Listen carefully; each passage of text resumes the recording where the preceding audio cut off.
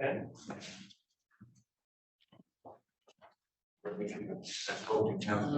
Just answer now. All right, well, it looks like the web broadcast is functioning properly, and so we're going to get underway. So I'm going to call to order the council workshop for Monday, April 24th at 7 o'clock-ish, 7:06. Council, we have an agenda that's been circulated. Any errors or omissions from the agenda as presented? Hearing none, will someone please move adoption of the agenda? So moved. By Councillor Back, second by Councillor Murray. Call the question. All those in favor? Contrary minded? Motion carries. Okay, and tonight's meeting is a workshop for two particular items, and so we're going to keep the order as presented in the agenda. So at this time, I'm going to invite Sarah Walker to lead off for 3.1. Welcome. Thank you very much. Good evening, Your Worship, Council, and the general public. Before we begin, I would like to respectfully acknowledge the original peoples of these lands and waters, specifically the Simitis, Squamish, and Western on whose ancestral lands the District of North Vancouver is located. We value the opportunity to learn, share, and serve our community on these unceded lands. So the purpose of this evening's workshop is to provide council with an overview of two departments within the Corporate Services Division: Digital Services and Information Technology and Communications. I believe we have a slide to show presentation.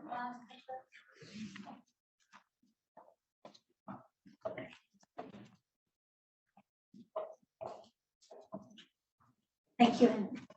Corporate Services is comprised of 6 departments: Administrative Services and Municipal Clerk, Communications, Digital Services and IT, Human Resources, Corporate and Intergovernmental Relations, and Legal Services.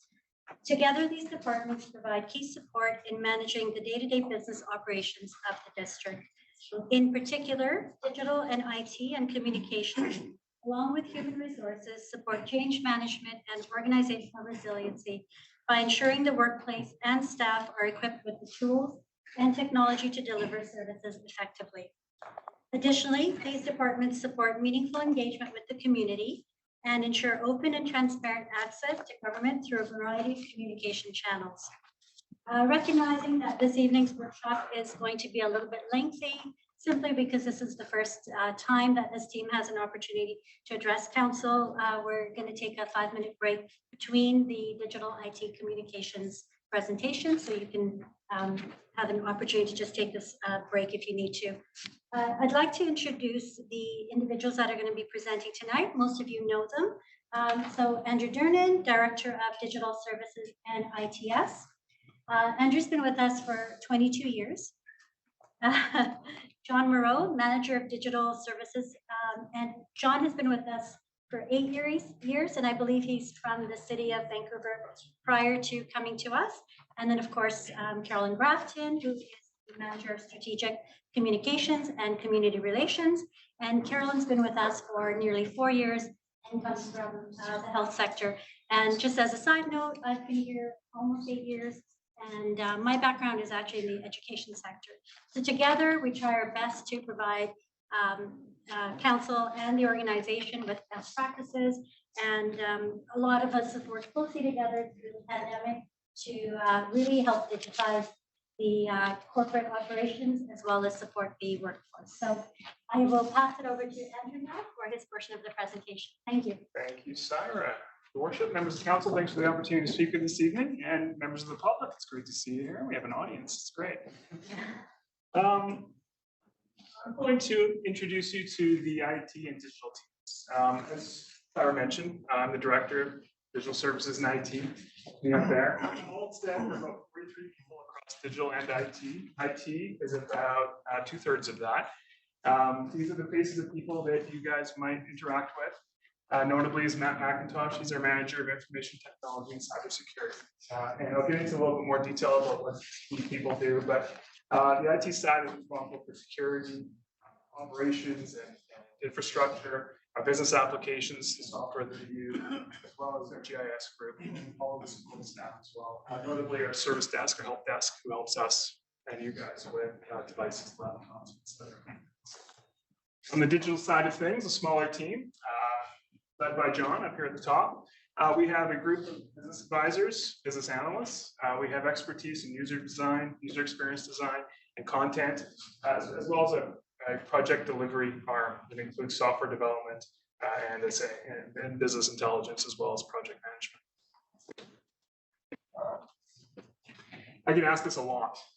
Who does what in these two groups? And the reality is that there's no single project that happens without members of both teams working together. Very cool. If it's infrastructure related, new phones or even new fiber installs, digital gets involved to help with storytelling, to help with change management. If it's a new digital tool, something on dmv.org or on the intranet or some software, IT is very much involved in supporting that. So they work very well together. This is generally what each team does and is responsible for. Your devices, your infrastructure, your data, databases, and software. On the digital side, in collaboration with communications, our website, our intranet, our digital workplace. Digital also helps a lot with public consultation and engagement. So they help reach the public, understand what the public's looking for, and we'll get into that a little more. The other thing digital is very good at, and that business analyst group helps with process modernization and business transformation.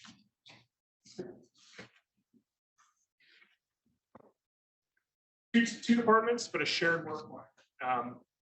The annual work plan that rolls over every year, they share that work plan and we group our work into 5 categories that helps us prioritize. These are them, everything from your IT operations, your core IT work, improving our digital workplace through automation and tools to make staff's lives easier and make services more efficient to deliver. Policy and governance around creating a modern digital government. Cybersecurity is a huge focus. Give that a little more detail shortly. And what you're going to be hearing a lot about tonight is the citizen services that we focus on, tools and processes that help our service levels to provide services. But first, a quick look back. So this is a look at the IT department. My predecessor, Mike Senior, joined the organization in 2011. Before him, IT was a keep the lights on. It's keeping servers running, it's keeping desktop computers running. Mike came into the organization and started to transition the team to be more service oriented, more of a business partner, working with the rest of the business to introduce technology to improve things, modernizing some of our software systems, installing our fiber network installation that brings high-speed internet to all the district facilities. Around 2015, 2016, there was, with comms, communications, and IT, a recognition that we could be providing better services to the public online. This guy over here spearheaded that effort. John came down to my office one day and we started talking about what we're doing on the website and realized that we're on the same page about this and we needed a fresh start. So that was the impetus for the start of a digital strategy, which brought about the digital services group. I'm come back to talking about that, but I do want to get to what happened in 2020, which is the pandemic. This really affected our IT group especially. March 8th, the Prime Minister was on the TV telling us all to go home, and that was a Wednesday. And on Monday, IT worked over the weekend to introduce a whole bunch of new tools to support the workforce that works from home. Based on Microsoft's technology, Teams, video calling, all that stuff was spun up over 4 days. This wasn't even on our radar on March 1st. Pretty impressive. Unfortunately, along with this, and along with everyone going home, required a whole bunch of phones, a whole bunch of laptops, which made cybersecurity a big issue. This happened across government, across industry, really. Everyone went home. Everyone then became a target for malicious actors. And government is still the #1 target for cybersecurity. It's because the viewpoint is that we don't know what we're doing and we're not on top of this stuff. And there's been so much transformation, so much change, that government is the target #1 for malicious actors these days. I want to mention as well, the whole business moved digital overnight. I wouldn't say digital, but on that Wednesday, we still had people coming into the hall, delivering stacks of drawings, delivering paper forms. That all had to end. But that following Monday, all that business continued. So we quickly pivoted to supporting email, to supporting obviously the phone, but also started to rapidly improve our internet services so that the business could continue. We continued all of our lines of business with a work from home workforce that we did on day one. The digital strategy came about, and the way we understood what should be in the strategy is we talked to the public. So we reached out to members of the public and asked what they would like to see, how they would like to work with a municipal government. And then we took a look inside at the organization, took a look inward at our reality, what we were doing, what we could do better. There's a gap there, and the digital strategy is meant to close that gap between what we can provide and what we can provide and what the public expects from us. So our digital strategy is the roadmap to deliver that. Missions, this is what we aim to achieve through our digital strategy. Support and enable the public to quickly, easily, and securely complete transactions, request services, access information, and share their input with us at any time from any place. Keywords there are bolded. Support transactions, things like paying for licenses, applying for permits, paying your property taxes perhaps, requesting services, reporting problems and having them fixed in a timely manner, accessing information, but not just us sharing information with them, but the public being able to subscribe to information and topics that they're interested in and having us provide it to them and share their input with us.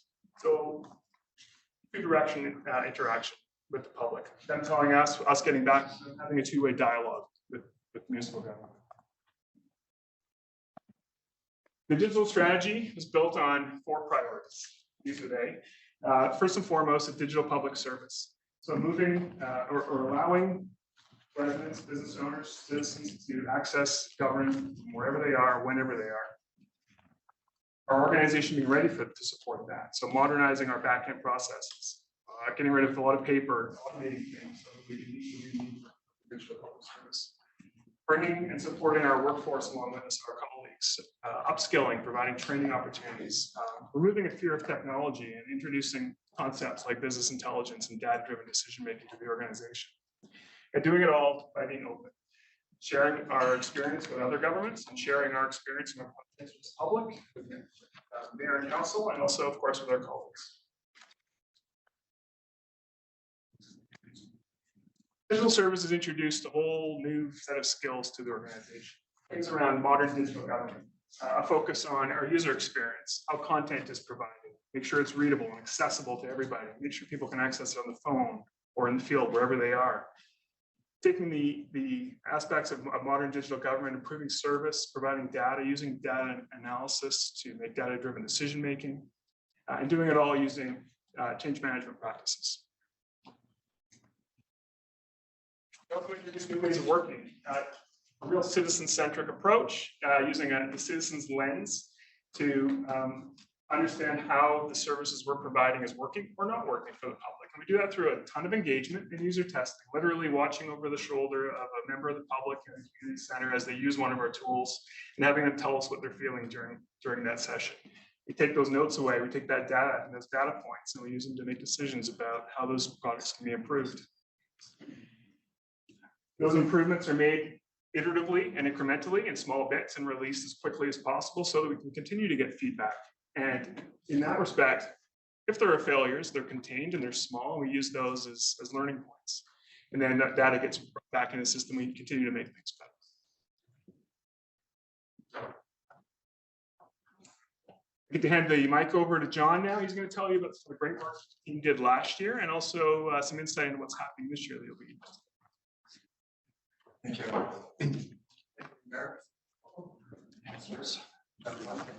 Thank you for having us here this evening. We're looking forward to telling you about the work that we have coming up. But first, I wanted to show you a little bit about what we've done over the last year. So, as Andrew said, digital services is primarily responsible for the citizen service, so making sure that the public can access information, ask for help, complete transactions, do all of the things they need to do.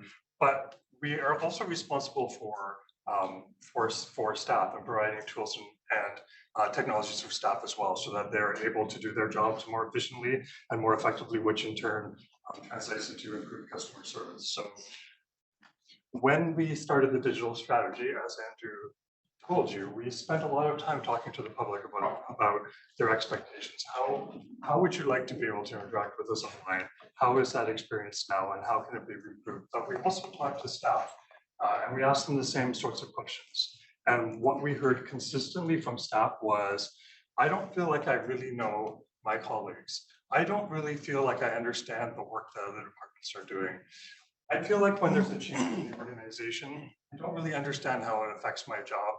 And I don't really know how my job feeds into the objectives of the entire organization. So it was clear from us in doing and having those kinds of conversations, we had a real gap that we needed to address right away, which was communicating with and engaging the staff in a more effective and efficient way. And so one of the first projects we did in 2022 was this is our new DJ, which I hope you all recognize. The DJ is, I like to think that it's more aesthetically pleasing than the previous DJ, which if you recall was just a list of links and an endless scrolling page, but it really isn't about the aesthetics. DJ stands for District Junction. District Junction. Does it have the recipes and the for sale stuff on it? No, it does not. That's right. And so when we launched the new DJ, we even did a contest with staff to get them to vote on the new name, and they almost unanimously wanted it to keep the DJ. So we stuck with that name. And the recipes? The recipes may not be there anymore. It can be. It's not. Yes, thank you. I'll vote for the recipes. Yeah, so aesthetically, it's probably better, hopefully better, but that wasn't really the objective. What we were really trying to do was make it more accessible, and so the old DJ didn't really work on smaller devices. It wasn't really accessible outside of our main work locations, and so one of our focuses was to make sure that every single staff member would be able to access the DJ in some way. And so we really focused on this sort of mobile experience, so it works just as well on your phone as it does on your tablet, as it does on your desktop, and so we're really happy with how people look at it. They can see it in browsers, or they can look at it directly in Teams. And so we've sort of brought the DJ to where people are working. So if you're the kind of person who spends a lot of your time in Teams chatting on meetings, then the DJ is right there at your fingertips. So we're trying to keep everyone connected and working in the way that they prefer most. The other thing that was really important was collaborating with communications to come up with a more effective communication and storytelling strategy. Because again, if you think back to the DJ, each post would just push the one before it down further and further, and they were all of equal value. And so we could have a really critical update from the CIO's office about something really important. And then the next update is someone lost their keys in the parking lot. And then the next update is something important that the fire folks have been working on. And then the next one is a bake sale. And all of those things are jumbled together, and they were all equally weighted. And so the really key important messages weren't surfacing anywhere. And so that's one of the reasons that staff felt so disconnected from the work. So we spent a lot of time working with communications to come up with a better hierarchy for getting these key stories up to our staff, making them more aware of them through notifications and Teams and other channels. So that we eliminated that sort of all the important things just going away because someone left their phone in the bathroom, which is what happened. And then the final thing we did was we were trying to improve the overall quality of the content. And by that, I really mean the accessibility and the usability. So in the old model of the DJ, it was basically the Wild West. Anybody could put any content anywhere on the DJ. They could write it themselves. They could decide where in the menu it needed to go. And it just went up. And so what we had were dozens, if not hundreds of authors, all with different writing styles, all different levels of writing ability, many who didn't really understand how to communicate online in an effective way. And so the DJ in the olden days was very difficult to navigate and to understand, and it was very inconsistent, and just honestly it was a bit of a mess. And so now in the new DJ, we're still trying to empower staff. We still want to enable staff to be able to tell their own stories on the DJ without us intervening, but there's a bit of a level of oversight now. So it's kind of one eye thing to make sure that in a way that conforms to our usability guidelines, to our accessibility guidelines, make sure that it makes sense in that mobile context. So if somebody's looking at it on their phone, they can still read it. So that way we're just sort of keeping an eye on it all the time. And I think that those improvements are really starting to filter through to the TJ entirely. And so that was one of the big things we did. It's a work in progress. We continue to ask staff for feedback constantly. We just did a survey a few weeks ago. We got a lot of great feedback on there on things that we can be changing. This is not carved in a giant block of granite. It is easy to change on the fly. And so whenever we hear consistent feedback from staff that something isn't making sense or could be better, then we change it again. So this will continue to evolve. Once the DJ was out the door, we continued on our staff journey, looking for ways to make it more holistic, what we're calling a digital workplace. So rather than just that, we're trying to pull together an entire suite of tools that all work together, are all sort of they cohabitate or they intermingle, and staff can use them. They look the same, and so they're not confusing. If you go from one to the next, it's the same experience as you go through. So this new piece we added, and you may be familiar with this. This is the learning zone, and this is how we manage staff courses and certifications and workshops and things of that nature. So it works better for staff because they can go in, they can look up when new courses are coming, but they can also get notified if they have required certifications that are coming and they need to get recertified. They can check their history to see what courses they're taking. They can sort of keep better track of what's going on in their training world. And it also works for managers. So managers can keep better track of how their teams are moving through the process. And so it's a really effective way to manage and reduce the risk of people missing key pieces of certification or staff not really key messages that the organization want them to hear. And so it's been really valuable, but it's sort of, again, as Andrew had said, we take this sort of iterative and incremental approach. And so we have sort of this basic learning zone now, but now we have the opportunity to continue moving it and making it better. And so there are lots of opportunities here. We can collaborate with resources to look at a more robust way to onboard new staff. So particularly if we have new staff who don't come to the office every day, we have the ability to sort of onboard them through these tools. That will make them feel like they're part of the team sooner and sort of help them understand their place. It also has the capability for us to make and deliver our own online courses. So if at some point that's something we wanted to do, we could create courses, we could put them in there. Staff can take them on demand. They don't need to go to a workshop in a room. They can watch them anytime. So there are lots of possibilities for this. So we're really happy to have this in place, and we will continue to move it forward as we go on. So those were the big things we did for staff in 2022. But of course, for the public as well. So hopefully you're familiar with. I know that Andrew came in and presented it to council before we watched it.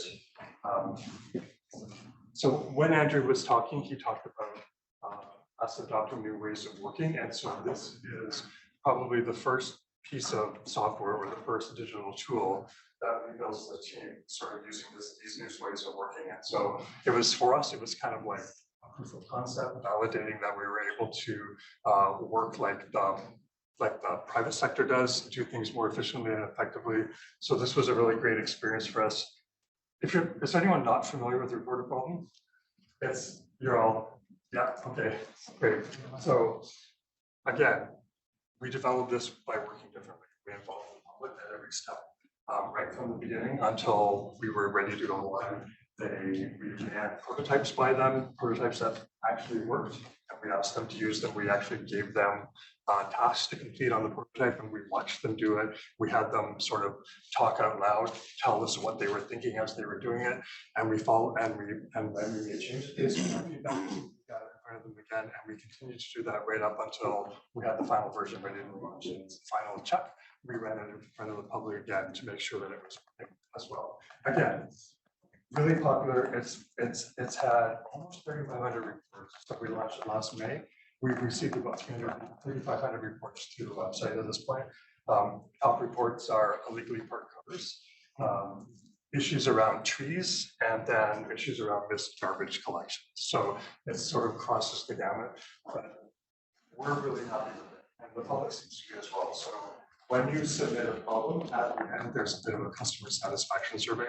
We ask users to rank their experience on a scale of 1 to 5 stars. And so we've had about just shy of 300 users give us their input, and it's averaged out to 4.3 out of 5 stars, which is pretty good for a fairly new tool that we haven't had a lot of opportunities to evolve yet. And so again, I've been granted lots of opportunities to keep making it better.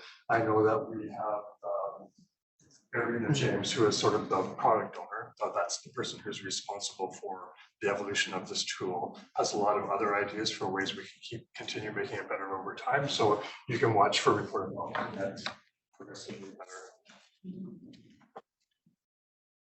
And as Andrew mentioned, we have some new bench strength on the digital team. So we have hired some staff with expertise that we didn't have previously, and it has enabled us to do some really important things and focus on areas that really matter to a lot of people. And so one of the things we were able to do in 2022 was get accessibility onto the website.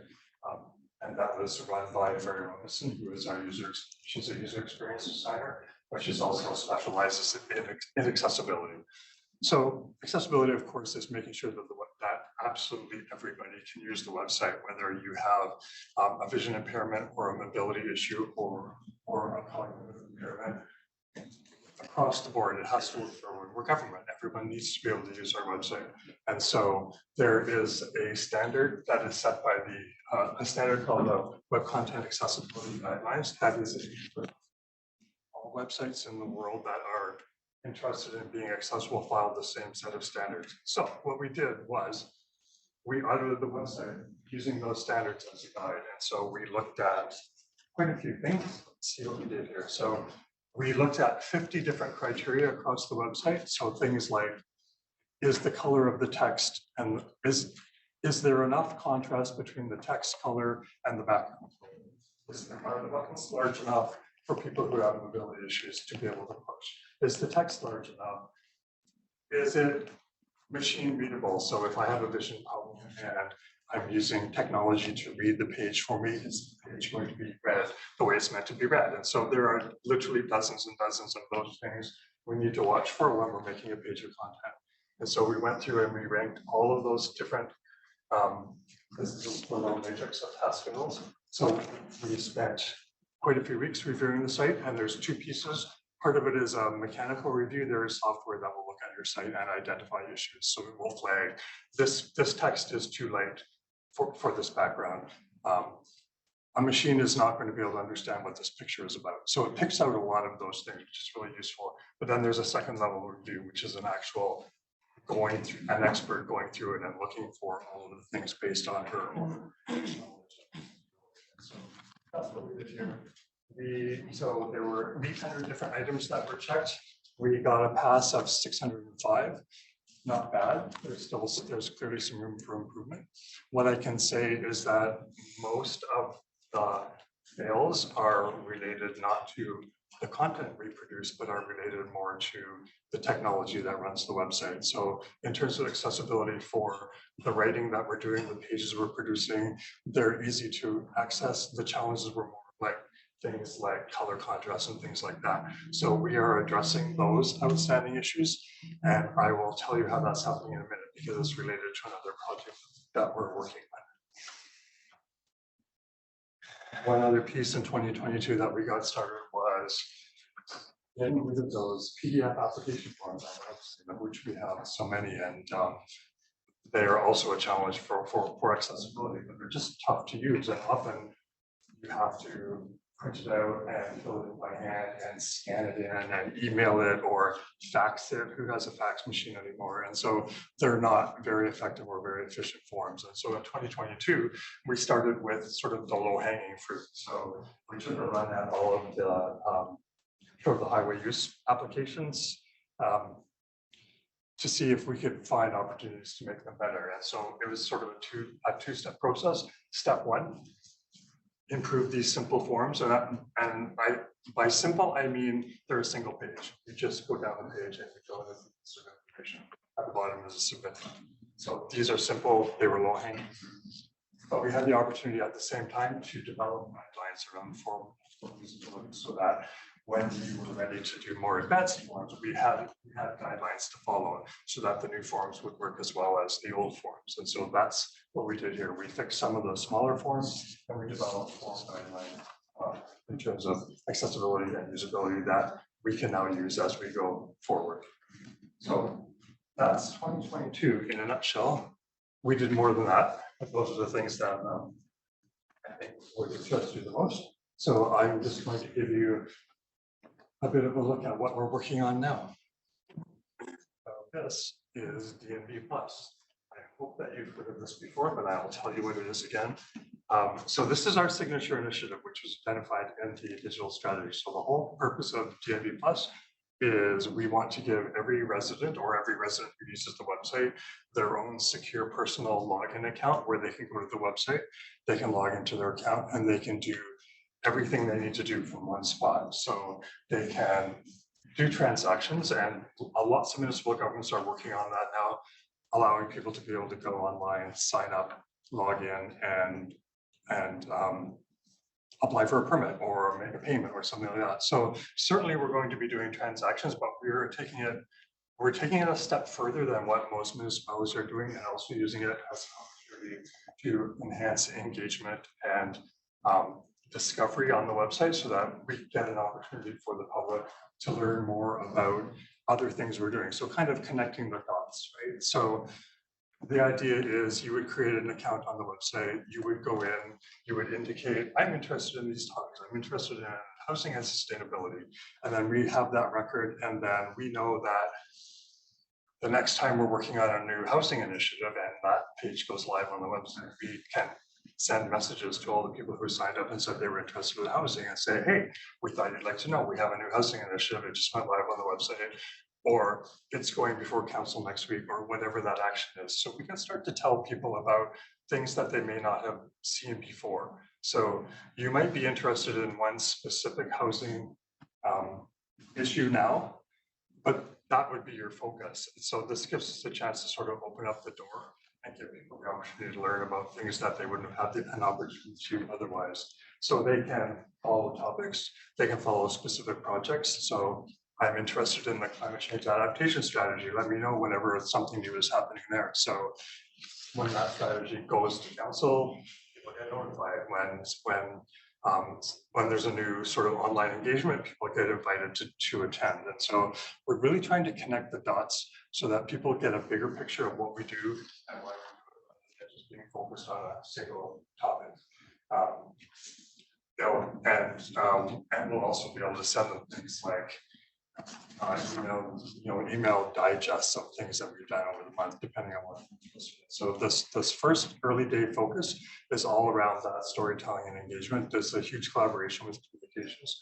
We're working sort of hand in glove on this because it's we're obviously taking our direction with Maryland, but we're building something that will achieve her vision. And so this first version will hopefully be going live later this year. And once again, iterative and incremental. So we get a little piece out, get feedback, how's it working so far? What else could it do? What don't you like about it? And then we iterate, we make a new version and we release that.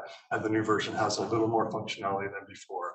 And then we do it again, and then we keep doing it so that over the course of months, we start with this small piece that maybe just allows people to sign up for notifications, and by the end of 2 years, it's doing all the things, including transactions and everything, and everyone does all of their work through that. So this is a really big piece of digital work for the next couple of years.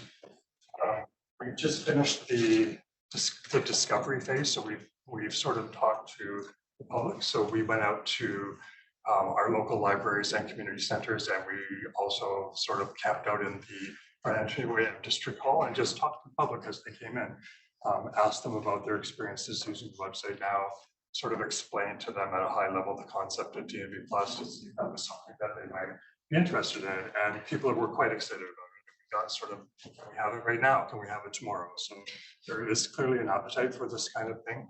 And so we will keep you updated on progress in the next few months. When do we get to ask questions? We're almost to a break, or sorry, you. I have maybe 3 more slides. Awesome. Thank you. And then, as I said earlier, so we started doing the sort of low hanging fruit, easy online application forms last year, and this year we're in the middle of these more complex ones. And which I mean, this is like a 5-stage wetland form with a lot of variables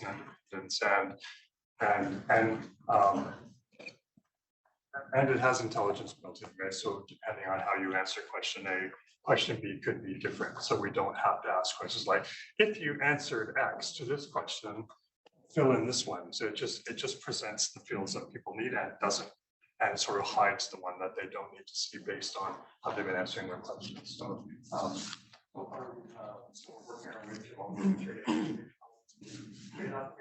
so far we have gas and electric and already 30% of all of our trade applications are and we're working on the rest now. And so we're anticipating that the rest of the trade applications will be online by the end of the year. And then we're going to start, and then we're going to do business licensing. So we're just working on the list, providing this for everybody. It's been very popular. Of course, we're aware that not 100% of the public wants to be able to do everything online, and so we still make sure that the people who are not comfortable using the website or don't care to use the website. So far, the uptake on the manual process is minimal. And then this piece here is also something that is coming out of the digital document. So one thing that we talked about a lot is this idea of a single source of truth, right? So I'm just going to press you to be nice and loud. We still have some remote people. That's where you got to project to. Okay, so thank you. The idea of a single source of truth is essentially, if you have a lot of content and a lot of information and it lives in different places, it's quite easy to have a scenario where there's information on how to do something on the website. There's that information about how to do that thing in a wiki that customer service people use to answer questions. That information also exists in the document. And then that process changes and we update the web page, but no one knew that it was also in the document, or they didn't know it was in the wiki. And so you start to end up with all these multiple versions of things. And so what we're trying to do is bring that all together by changing the way that we manage the website. So right now the website it's a web content management system. All it does is make web pages. So you put the content in, it puts the content on a web page, it publishes it to the internet. So in the new way, it's a content management system. So it's essentially, it's this giant vat of words that all live inside the system. And then you decide where the words go. So put these words on the website, put these words out through Twitter, put these words on the wiki that the staff use to answer questions. And so it's only one version of all the words. So when the words get changed, you know that everywhere the words go, they're going to be correct because you corrected in the one spot. So we're trying to move away from those multiple, sort of the multiverse of information to something that is a little more effective so that we don't get into those scenarios where the public are unsure how to make a decision because they've had competing pieces of information. There are some other advantages to changing this content management system. The one that we use to manage the website right now has some limitations, and one of them I think you're all familiar with because it had a little something to do with election night when we were struggling in the first hour of the Oh, yeah, election. that.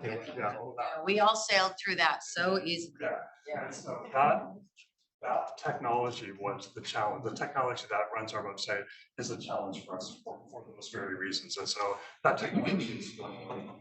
The other thing it's going to improve is the search experience on the site. We are aware that search right now is not optimal for a number of reasons. We have been working to improve it over time, but this is going to be a big step forward for us when we change out the technology. And so we're expecting that things like documents will be much easier to find in the new system, particularly coupled with a move from eDocs to SharePoint. So while the website itself won't appear any different at all, it will be from the public experience, it won't change at all.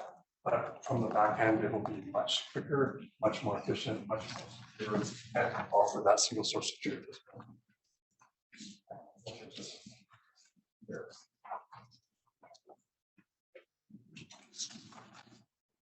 One last thing that we're able to do is now that we have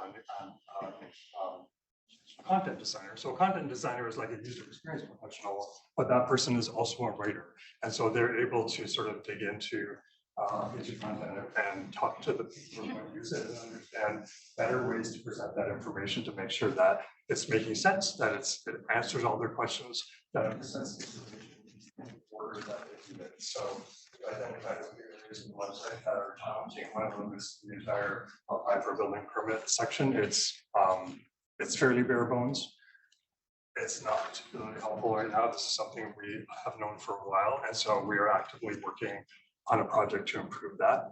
Our content designer has just been talking to all the staff who manage building permits on the back end and their take on what the public is struggling with. And next, we're going to talk to the public. So we will be reaching out to residents who have applied for building permit in the last couple of years, asking them about that experience, how it was, how it could have been better, what the pitfalls were, what they wish had been there when they needed it, and then we'll take another run at a much more almost like a building permit hub that will give people all the information they need at their fingertips in the most logical order.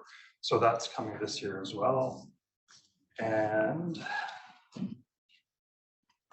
finally, we're working on some policy and governance around digital content. So what this is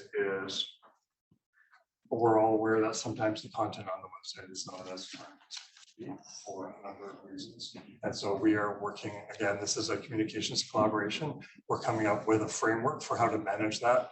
And so it will be a policy around ensuring that staff are keeping us up to date on content so that it's not always out of date.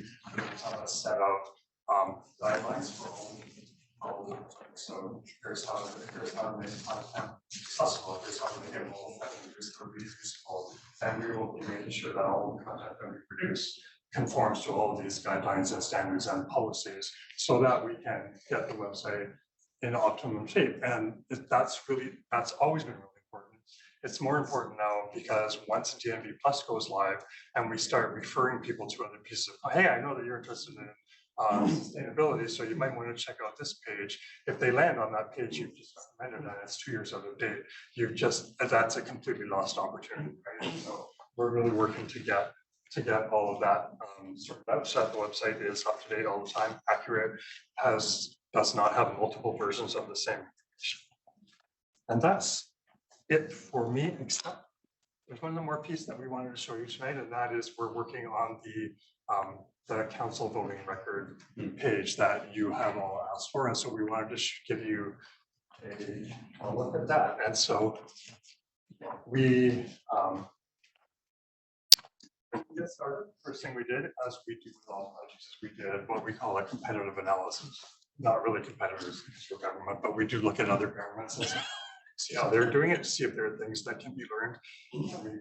Are there ideas we can take and leverage, our ideas that we can improve? So we sort of looked through all the local TVA municipalities. What we found was that most of them were using a tool called Power BI, which gave you all the little graphs and charts on the website. So we took a look at that.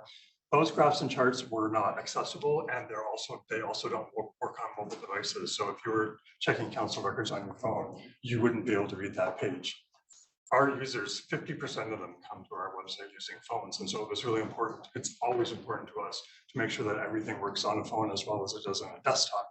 So what we did, rather than go in that sort of graphs and charts direction, we went in a more sort of usable and accessible table format. So this is screen caps of an actual working prototype. You will be able to sit down and interact with this later to see how it feels. But really what it is it's laying out. And each line represents an item that you voted on at a meeting. It indicates how each of you voted. It indicates what the resolution was. It's also searchable, and it's filterable. So if you were just interested in resolutions related to Lynn Canyon, you would just type Lynn Canyon here, and it would filter the table just to those topics that are related to Lynn Canyon, so you can see how they're going in that direction. And then it's also filterable. So one thing that we're floating, and this is still a work in progress, is assigning sort of categories or topics to votes to give people a little bit, to give them something to sort of a lens that they can look to the information through. So maybe they're interested in finance related things, or maybe they're interested in sustainability related votes. And so they can narrow this down to that particular category.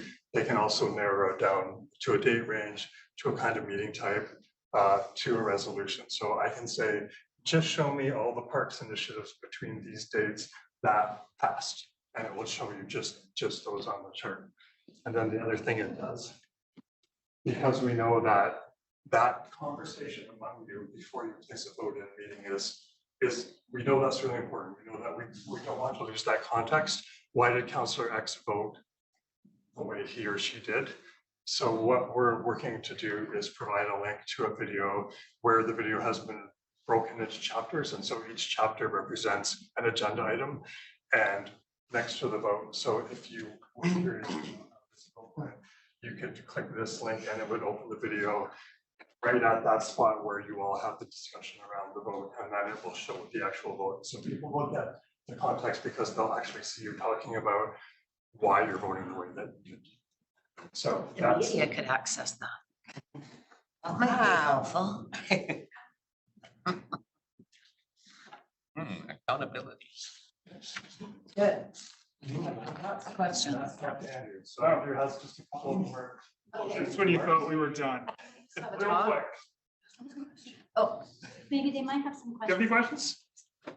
questions? Just a million. yeah, like, sorry, I have to say, I'm pretty sure everybody sitting in this row is here about Safeway.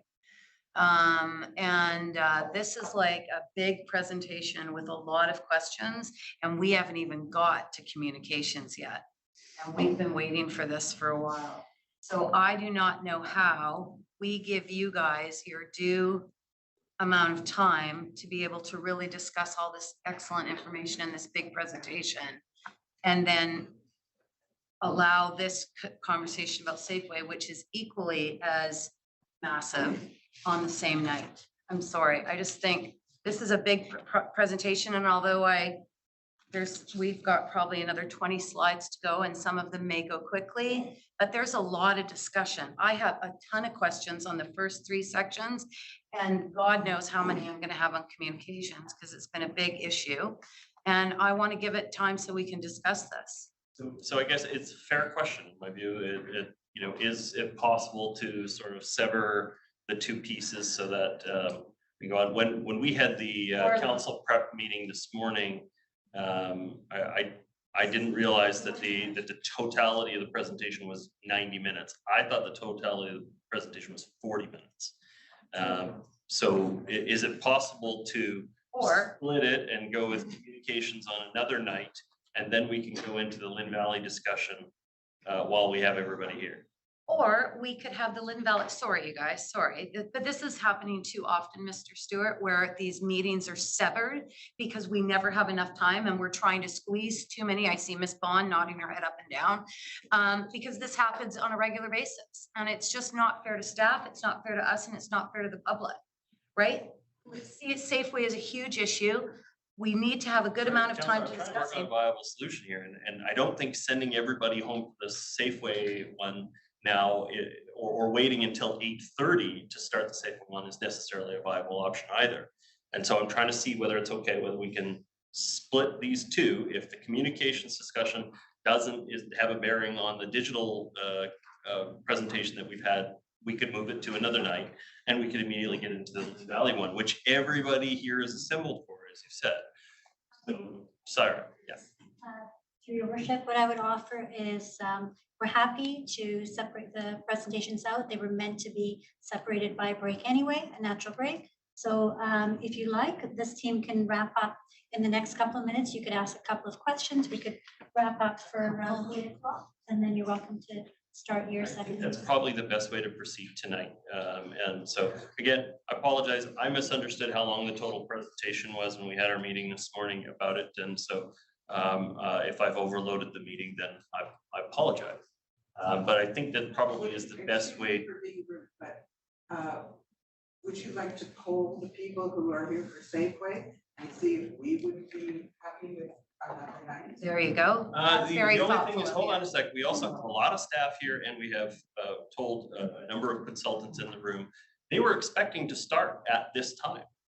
Because we'd said there'd be one item first and then a second item. And so they were expecting it to start at this time. So let's wrap up the questions. So are there any questions on the digital presentation that's occurred so far Yes. at this point? Go ahead. Okay.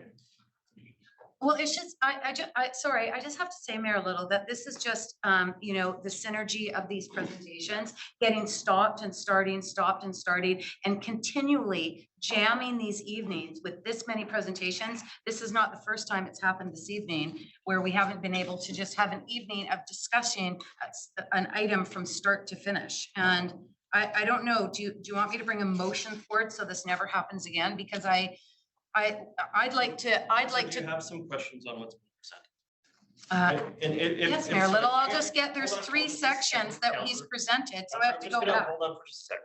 I'm happy to check with the council. If you think that what I presented here is that we sever the items and we move the other piece to another night so that we can finish this piece and move on to the unpublished piece. Is majority of the council supportive of that path forward? Yes, I think there's a natural break, as Ms. Walker has said, so we can carry on another night. I also wonder if we can't present our questions on another night so we could, because the questions I can tell are going to take some time as well. And I'd be happy to present my questions on at another time. Then we'll need an overview of what you just said in another night. So just start the presentation. Councillor Forbes, comments on that? Councillor Mo? It's the council that gets to decide how we spend the time this evening. Councillor Forbes. I think the idea of splitting them up is good, but I think that, and John, you seem to, I don't know how you talked as fast and as long as you did without a drink of water. I think there is going to be more detailed questions, and perhaps what we could do is send the questions in, or when we bring back the communications section, could we bring back you 2 fellows just to answer the questions? And then to do an overview of what we just heard, maybe condensed. You were not bad. We've got to condense yours a little. Yeah. Mr. Stewart? Something as simple as email the staff will get you the appropriate link to that. And then what we'll do is we'll answer the questions and provide them the answers back to everybody. So you'll see all the questions and all the answers. And then we'll dedicate a little bit of time at the next opportunity to answer any other questions that Actually, maybe we could have, this would be a request, and I hope council agrees that maybe we could have this as a standalone item, seeing as how communications and IT and building permits is such a huge issue. So not sandwiched between another item and after a previous one. Maybe we could have a couple of hours, one evening to be able to discuss this. We can talk about that, but what I'm hearing right now is that we're going to table this item. We're going to move on to the other item, which people are assembled for. And then we'll figure out a path forward for coming back to both this item and the latter part of the presentation in the future meeting.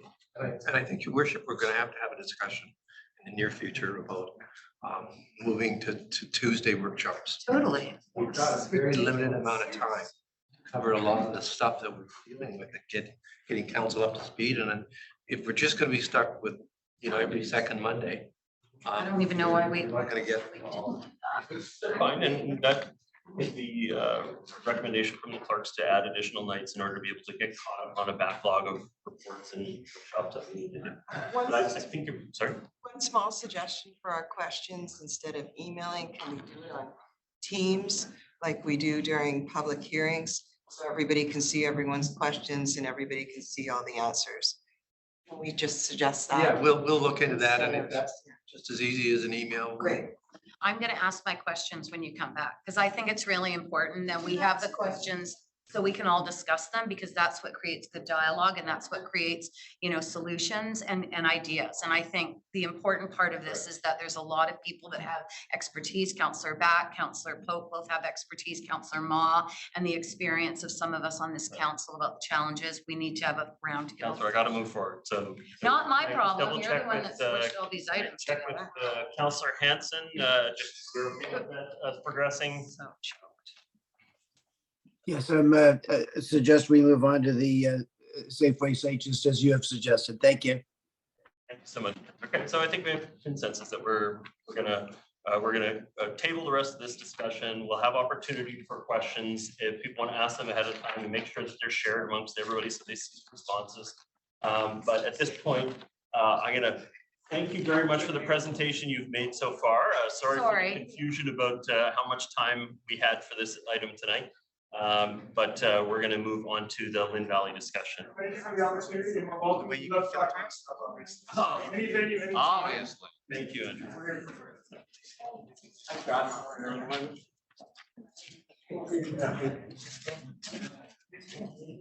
Are we taking a break? Just to switch people in and out, I need to create enough space for the other people that are waiting out in the hall. Do I have time to go to the You bathroom? have 2 minutes. Depends. 2 minutes max. Schedule it.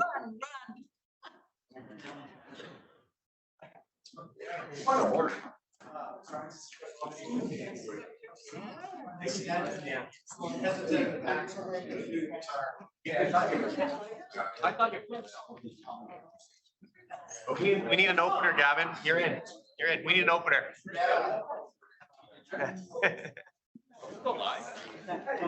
I know. My first question I was gonna ask is what you do with the documents to make sure that.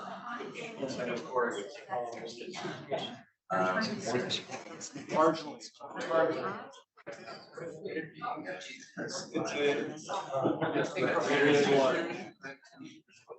Yes, absolutely. Unlike us, we didn't get nothing right. Yeah, it's pretty obvious. This happens over and over. So we have news. There's a baby in my house. Has 4 legs and a tail though. My boys are not getting the job done on me. But it's What's up? 6 years since Jackson, so it's time. New lab. Oh yeah, another lab. It's better than frozen stuff like this. I'm done with puppies. Well, that's until they're too arthritic to be puppies. But I want to know.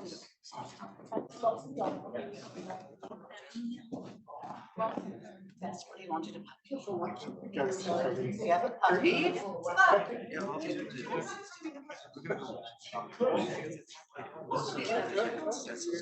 And he's not toilet trained yet. And he's not stupid, and he can hold it. So I'm getting up at 3:30 in the morning to see him out.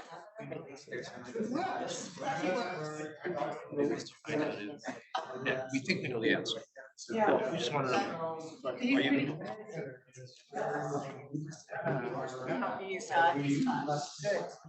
I don't. All right, I think we have, You're late, Catherine, you're late. 2 minutes and 10 seconds. Sit down, Paul. Yeah, I was. missing one council member, but I think we can at least start with the introductions. Oh, never mind, they're right next to me. There you go. So at this point, we're going to move on to the planning workshop here, and this is a bit of a novelty, or maybe that's not fair. This is us sort of initiating a potential way that we can talk about these issues that span more than one property in future. And so in the past, the council, obviously following our regulations, would have discussions about one particular property at a time.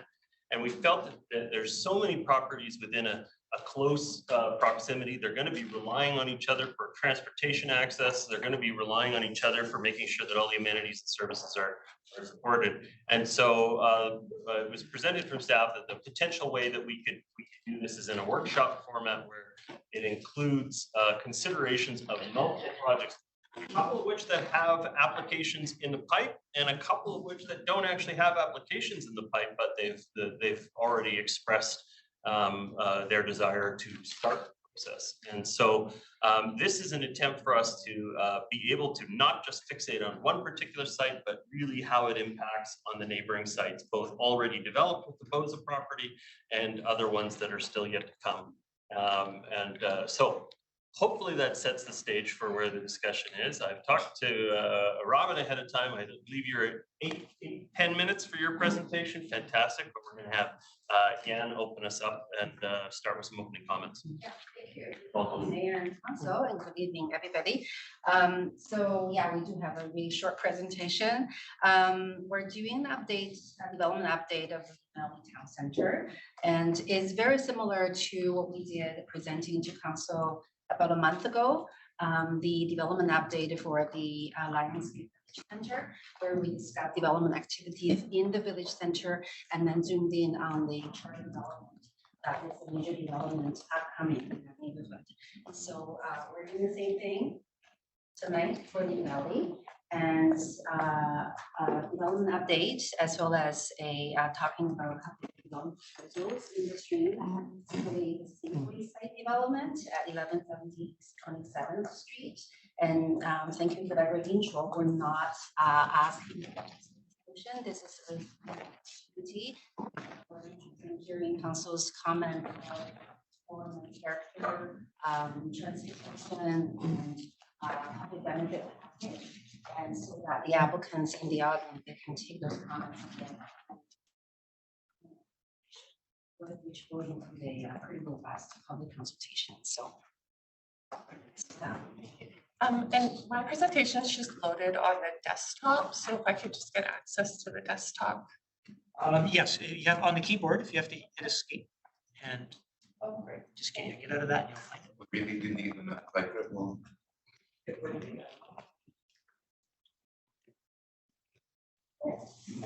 Again, I'm going to ask you to be very loud, even as though you're projecting to the far corner of the room, so the mic can pick it up, but also members of the public can hear you, please. You bet. Good evening, your worship and members of council. I'm Robin Hayes, I'm with the Development Planning Department. My presentation this evening is 8 minutes long and it will cover 2 topics. So first, I will provide an update for the Lynn Valley Town Center in terms of development projects. Secondly, I will provide information regarding a development application in the town center at 1170 East 27th Street, which you may know as the Safeway site. This workshop is an opportunity for council members to become more familiar with this development proposal at this early stage. Input provided by council will assist the applicant prepare a detailed planning application. So starting off with the development update, since the adoption of the OCP in 2011, council has approved through rezoning 44% of the anticipated demand for housing in the town center. All the sites colored green on the context map have been built and are occupied. The sites colored blue are approved or under construction. The sites colored orange are at the DP stage. The yellow sites are at the preliminary application stage. And of course, the white properties are pre-existing development. To provide some context, the Safeway redevelopment site, which we will discuss shortly, is outlined here in red. North of that, outlined in purple, is the Black Bear Pub site. The applicant has indicated that they are not proceeding with a detailed application at this time. To the west of that, outlined in pink, is 1149 Lynn Valley Road. We do not have a detailed application for this site, but the developer is expressing interest in a 6-story rental building instead of 5 stories as outlined in the framework. Implementation planning work for the Lynn Valley Town Center included consultation on a range of development options with a focus on building form, density, and amenity objectives. In 2013, Council approved the Lynn Valley Flexible Framework to guide development in the town center. The framework provides for a range of building heights as shown on the image here. The heights colored yellow are envisioned for building heights up to 3 stories, orange for building heights up to 5 stories, and blue for building heights up to 8 stories, with consideration of additional building heights up to 12 stories on a case-by-case basis. Council approved developments in the Lynn Valley Town Center have generally met the indicative building heights outlined in the framework. However, developers are expressing interest and have been inquiring about council's openness to support increased height above the framework in exchange for rental housing. Needed amenities and infrastructure have been identified through community planning consultation, and a list is outlined in the staff report. Key items that have been provided so far include public plazas with outdoor seating and public art, active transportation improvements in the form of bike lanes, as well as improved sidewalks and pedestrian lighting. There are new bus shelters and bus layover stations on East 27th Street. The east half of Valley Center Avenue has been completed. There has been signal operation improvements, removal of turning restrictions, and overall circulation enhancements, including the construction of Library Lane. Significant municipal infrastructure upgrades have been provided, and the district has collected cash CACs and social housing units in lieu of community amenities.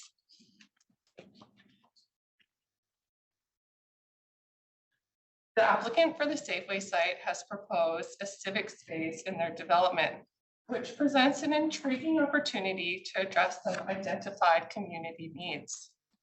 Subject to rezoning and public consultation, the aging fire hall could be relocated into the proposed civic space in the Safeway development, which would allow the district to redevelop the existing fire hall site with much needed social housing and other civic uses, such as childcare and a youth center. Staff have worked with the consultant team to outline the requirements of a replacement fire hall in the valley, which includes a 10,000 square foot space built to post-disaster standards. The Safeway redevelopment site has been studied by Fire and Rescue Services, who confirmed that the location would allow for continued excellent service delivery, plus a marginal improvement compared to the existing location. Also relocating the fire hall to the Safeway site should allow the existing fire hall to remain operational during the construction period. So moving to the pending application at 117 East 27th Street. The property is approximately 2.8 acres and is currently occupied by the Safeway and surface parking. The proposal is for a mixed-use development with a height ranging from 6 to 12 stories and a total density of 3.5 FSR. The proposed height complies with the flexible framework, and the density complies with the existing OCP designation. The proposal consists of a replacement grocery store, restaurants and commercial units, civic space, and 417 residential units, including 148 rental units. Approximately 65% of the residential units are proposed to be strata, and 35% are proposed to be rental. The applicant has indicated that a portion of the rental units are proposed to be social housing. The number of social housing units and rents will be determined at the detailed application stage once the pro forma analysis has been completed.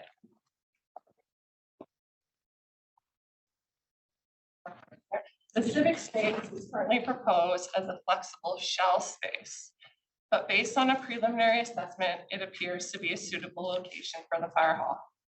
Consistent with the vision for the road network, the proposal includes land dedication on 27th Street for improved vehicle, bike, pedestrian, and transit infrastructure, as well as a dedication on the east side of the site for the completion of the south portion of Valley Center Avenue, and dedication on the west side of the site to formalize the service lane to facilitate loading and unloading off of Valley Center Avenue. So I'll flip through a number of design concepts on the following slides here. This slide shows the proposal looking southwest from Valley Center Avenue, which is envisioned to be a pedestrian-friendly high street. The little image in the bottom right should help orientate you. The pink arrow is pointing to the grocery store entrance at the northeast corner of the site, which you see in the foreground of this rendering.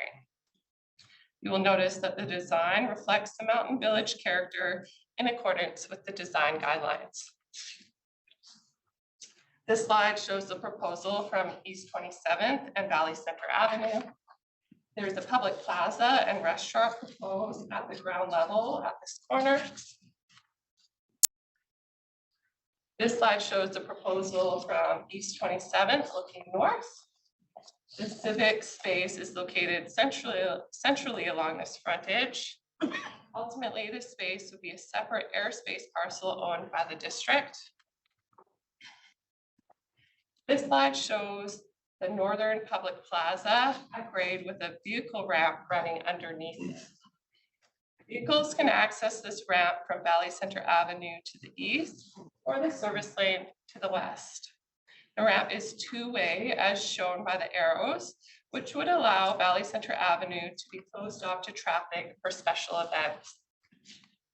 The proposed development includes a knockout wall at the bottom of the ramp to provide the opportunity for shared vehicle access with the Black Bear Plaza site in the future if it is redeveloped. The Greenway Trail Network shown on the Black Bear site is part of the overall vision for an interconnected pedestrian network. In terms of next steps, input provided by council this evening will assist the applicant in the preparation of a detailed application, which would be brought to the community to obtain feedback before it's returned to council for consideration. Staff are here to listen to council's input on the proposal and to answer any questions about the Safeway site or other development in the area. Thank you. Thank you very much. I'll probably lead off on this saying, certainly I remember some of the history on the matter was that we started to do the town center planning, and we're talking about mid 2000, and it became clear we couldn't reach a consensus on the whole area, and so what we decided to do was do the periphery first, and we left the hole in the donut, as it were, for a later time. And so first we did a planning process around all of the transitional areas that go into the central Lynn Valley Center property, basically 27th up to the Lynn Valley Road and Mountain Highway intersection. And we did everything around it first. And then we decided, all right, now we got to tackle the hole in the donut, this space in north. And I remember at the time that we were having some measure of discomfort with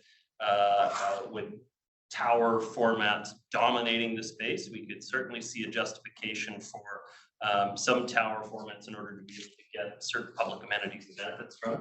So the discussion that led from the planning of the central donut hole to what was then called the strategic framework leading out of about 2012 was that we would leave some flexibility. And I remember specifically Phil Chapman coming and making a case saying, look, if you lock it down the way you're talking about locking it down, you'll lose the ability to negotiate for significant community benefits. And so the request was made to keep the flexibility in so that we could look for really significant community benefits, not minor community benefits, that we can look for very, very significant low-cost affordable housing. The example given at the time was the Kiwanis facility, an entirely purpose-built, programmed seniors rental space at low cost. And so it wasn't just simply that we were going to add density and height without a significant community benefit to it. Now, at the time, we talked about these kinds of densities. We obviously passed in the OCP densities, significant densities in this part of the property.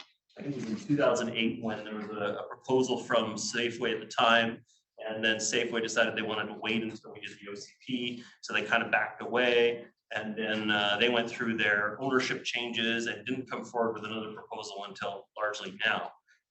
And so now we're actually dealing with the most significant portion of the hole in the center of the donut, aside from the Boza property. I'm as I did in the OCP, I voted for the densities that are in that space.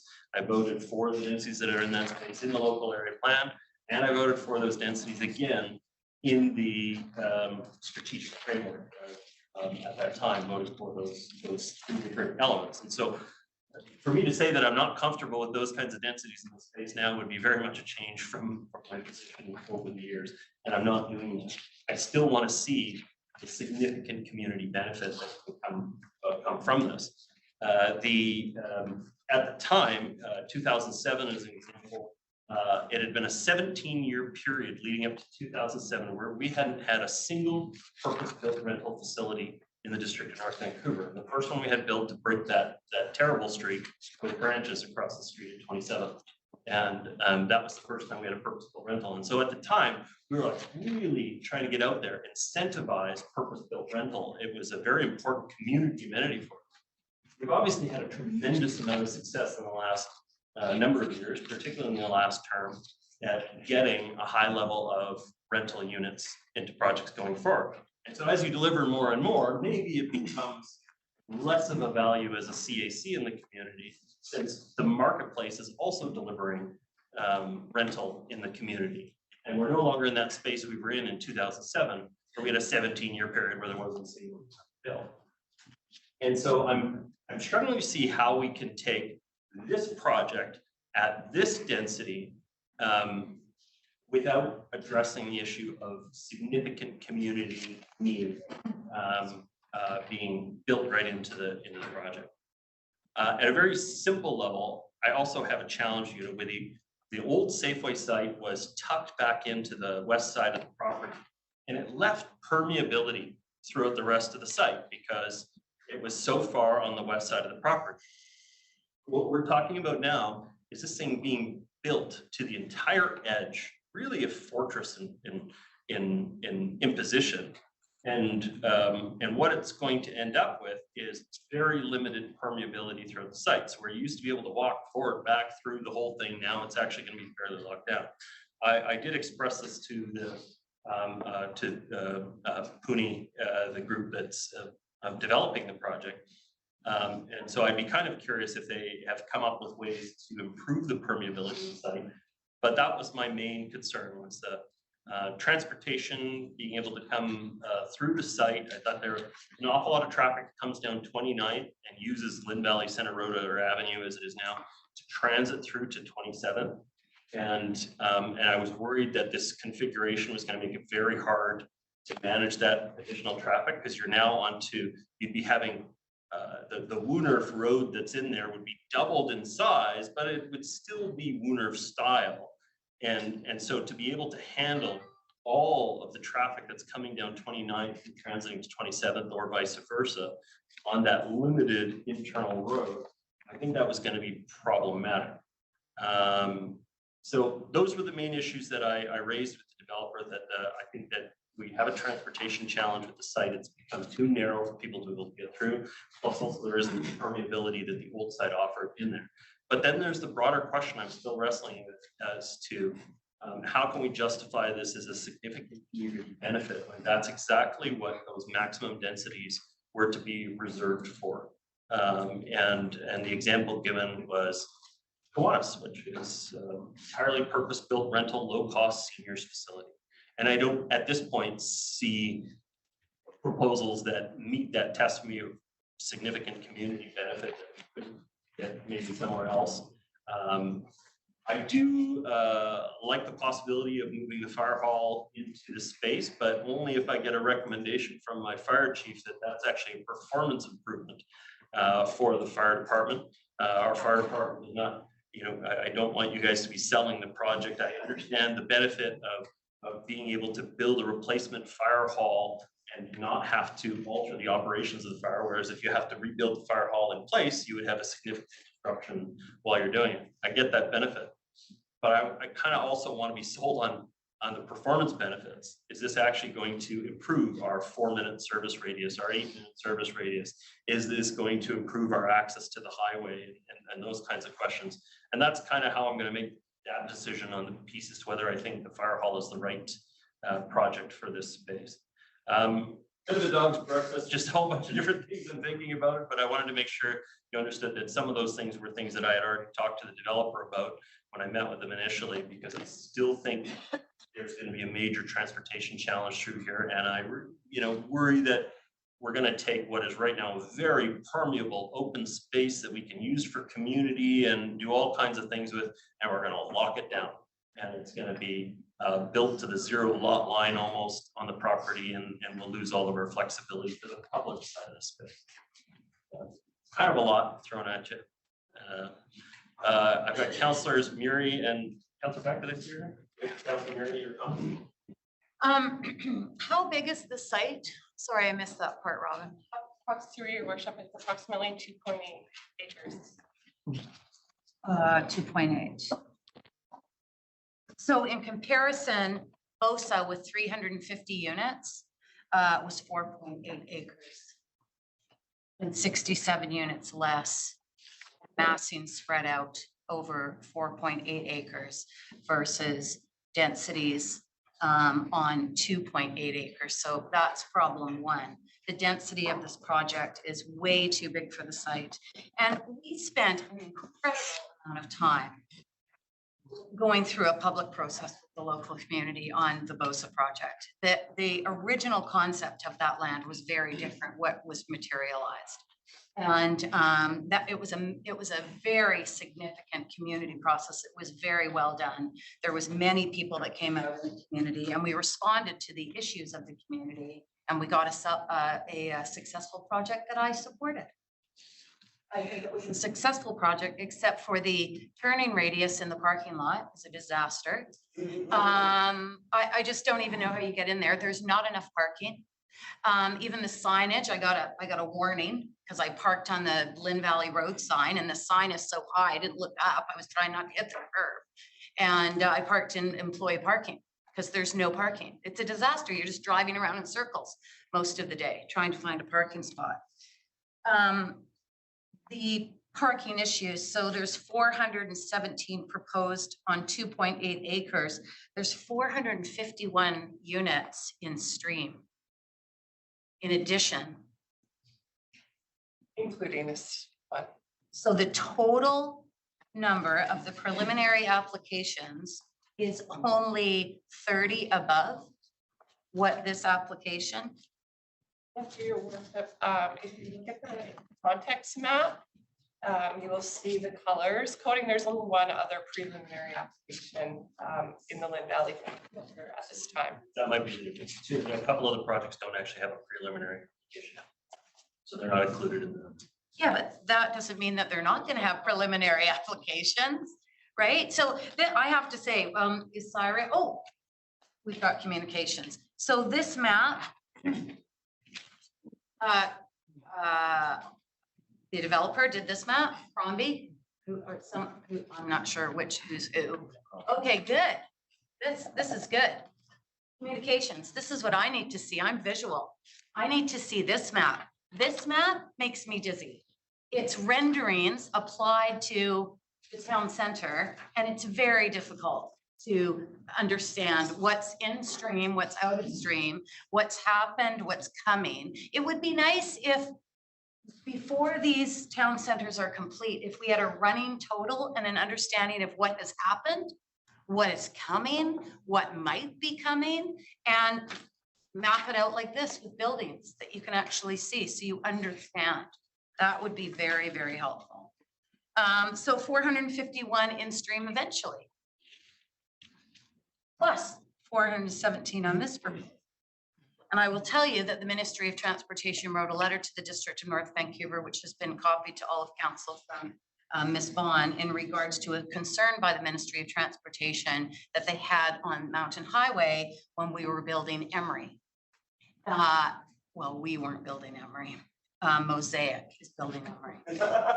And those were concerns about the failure of the highway. And we have yet to see the build out on Mosaic. We have no idea what all of those units are, and what's the total number of units at Mosaic? Does anybody remember? It's like 411. And how many parking spots? Like 600 and something. It's got to be 600. It's got to be 600. If this one's 617 plus 153 and a 22, I think it's got to be up there. It's probably 700, something like that. So we have no idea what those units that have yet to be completed are going to, how they're going to impact that highway. And we know now that the short-lived relief coming down the cut has been short-lived because we're kind of right back to where we started most days. So there's a lot of things that we need to deal with. The mayor talks about a significant community benefit, and we've talked about the fire hall, and I concur that the response time, maybe the in-between build, will be helpful, but the response time is going to be almost non-eventful. But I will point out that during the recent budget, we looked at the Lower Lynn Rec Center, which was a CAC as part of the Hunter Street development. And we got a rec center as part of the CAC for the bargain price of $15 million.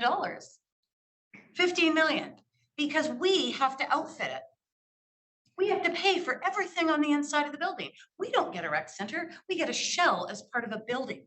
So tell me what it's gonna cost.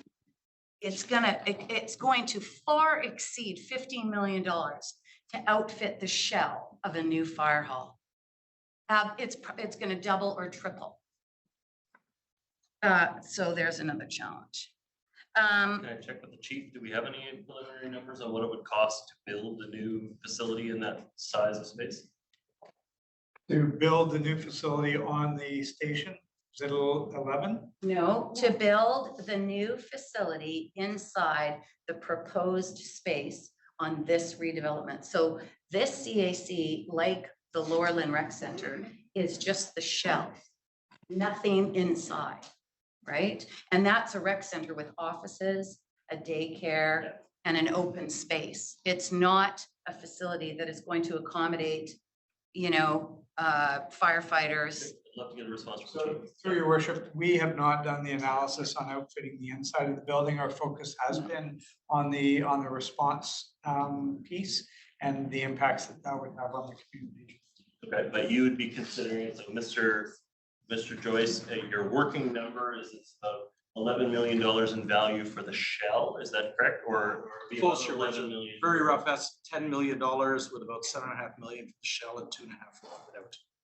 We probably recommend if we proceed that it's done as a turnkey. So that is not just shell, that is built out. I'd like to see those numbers. I think council needs to understand that and compare it to the rec center, because the rec center is not a big building. It's quite small for a community. It's not even a rec center, it's a community center. So I think we need to compare the sizes and presumably, I mean, it's largely the shell it's a garage bay plus some office and support space, but the equipment. and would overnight largely be moved facilities over from the old facility. and rooms for people to sleep, like Yeah, it's kitchen, support. bathrooms, all of those things, right? So, and then we talk about the affordable housing, but there is none that's identified other than just a line that suggests there could be partnerships. We did have not a very good experience with partnership for people with disabilities at the BOSA project, which was basically Yes. It was originally going to be 6 units. And there was confusion about how much tenant years he would have to contribute in order to be able to get that project underway. In the end, they negotiated down to 3 larger units, I believe is my recollection. And they had to pay for them. And they had to contribute. Well, they sold houses that had been donated to them in order to be able to pay the bill. Because the district didn't negotiate. We negotiated a CAC for a culvert. And then the 3 units were going to have to be purchased rather than given as a community, I know, amenity contribution. So another big challenge and a big oops, right? That was not, so having to force NSD or North Shore Disabilities to sell land that they had in order to purchase units in order to accommodate residents. You know, we've got to learn from all of this and make no these mistakes never again. So the below market is just not, if we're somehow using below market as a way to describe affordability in this community, I'm sorry.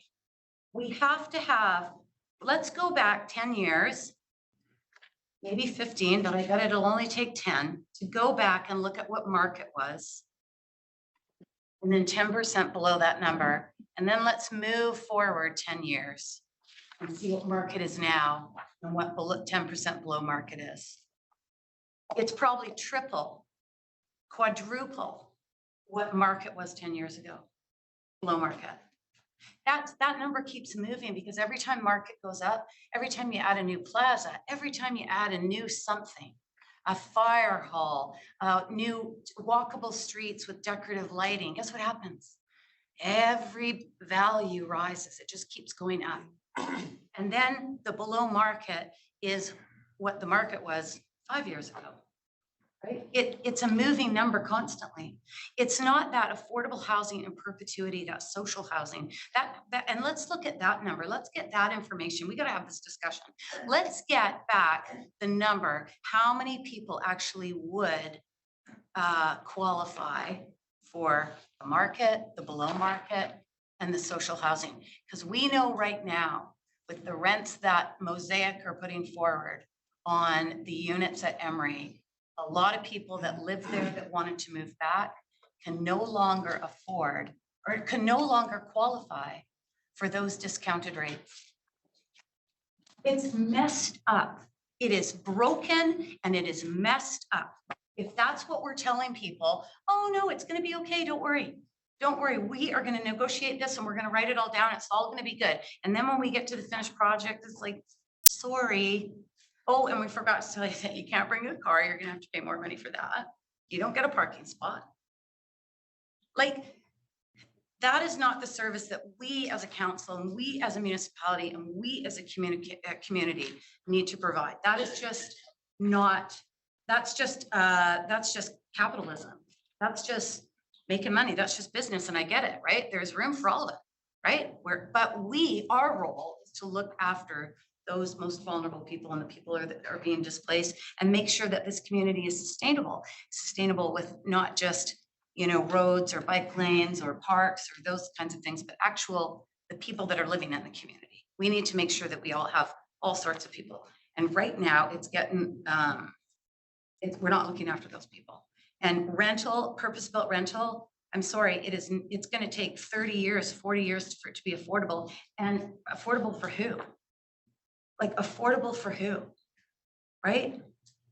So I would say I'm not in support of the project as it sits. I think BOSA was a good middle ground, and but as far as the unit mix and what we're trying to achieve, it can't just be for those who can afford it at the rates that these rental units would go for, because in my next time, I can go through the rental rates that are being offered right now in the community, and they're out there.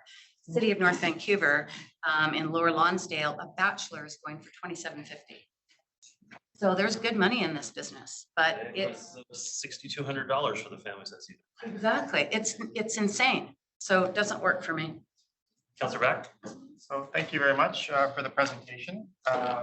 As we look at this development, and I've had a chance to talk to the applicant a couple of times, and I've seen the application evolve. I think it definitely is a better project now. I've sort of wrestled with the fire hall concept, but I do see the benefit in that. Certainly if we can keep fire hall number 1 operating while a new one is built. But it does come at an expense. And in this case, there's not going to be the sort of level of affordability, below market units if there's a new fire hall that's involved. So there's definitely a big trade-off there, but if a fire hall is what's going to need to be built in the next decade, then I think this is an opportunity to do that, and then have a district-owned site where we could do something, provide the deepest level of affordability, being that it's district-owned. As was highlighted in the presentation, there could be aspects of other aspects that would be a great benefit to the community, like the youth center that's been talked about for many years in Lynn Valley. Childcare, which is much needed. There are a lot of needs. Certainly affordable housing is right up there and continue to be in a housing crisis. I recognize that, and particularly in our town centers is where we need more affordable housing. But I think with the fire hall scenario here, I think it could work. Also, I really like the mix of commercial, and I saw in the presentation that commercial and retail restaurants is an area where we haven't built out as much in Lynn Valley, and that's something that I hear all the time from residents, which the demographic has changed in Lynn Valley, as I'm sure Councillor Forbes, as a resident of the area, can attest to as well. There's a lot more young families now, and something they're asking for is more restaurants, more services, the hardware store that we used to have. And I think we're going to see a little bit of that with a development like this, but it's definitely an area that's been overlooked in other developments that have been approved in recent years. So I like that aspect. I think that having a nice restaurant with a nice plaza area there would be a great addition to the area. So I'm supportive of that. I have some concerns with the high street that's envisioned there for Valley Center. I think it still seems too car centric for me. I know I can't pronounce the word, Warendorf. Warendorf, thank you. Warendorf. Say it with a German I accent. still see it as cars going through the middle of the area there. And it's weird. still a road, and I find it very strange the way it is right now. And I don't necessarily see this as being a big improvement on that. I'd like to see how we could make that much more of a pedestrian centric area. So that's my comment on that. I guess overall, I'm not afraid of the density. I think we would see a benefit, by having 35% of this being rental, 65% strata. We do need a mix of housing. It's not simply, below market subsidized housing that we need. We need to fill out the housing spectrum, because one level of housing frees up some of the other types of housing. So I think in this location, the density in my mind is acceptable. But I too would like to see more affordable units, but I don't know that by including a brand new fire hall, any pro forma is going to allow that. So I would be interested in hearing though on the affordable housing that's sort of is mentioned in the proposal as being explored. What does that look like? What are the numbers there? And they'll I just, think you said in the presentation that you'll be able to give hard numbers until you worked through the performer. okay. But overall, I think it's going to make that entire part of the heart of our town center there in Lynn Valley more walkable, and just we see the area on the north side of the site where there's going to be sort of the breezeway, kids play area between this site and the Boza site, and then obviously the path going through there. That's going to be a huge improvement for walkability and moving around the site. What we have right now is a parking lot and a grocery store. So I think we need to keep that in mind. Nobody's being displaced. And I never want to see that in any development, that rezoning that we approve. I don't want to see anybody displaced as a result. That's not what we're seeing here. So I think this would be a great improvement, although still have lots of questions, but in terms of where it's at right now in the early input stage, I'm generally supportive. Thank you. Can I see another hand? Councillor Pope?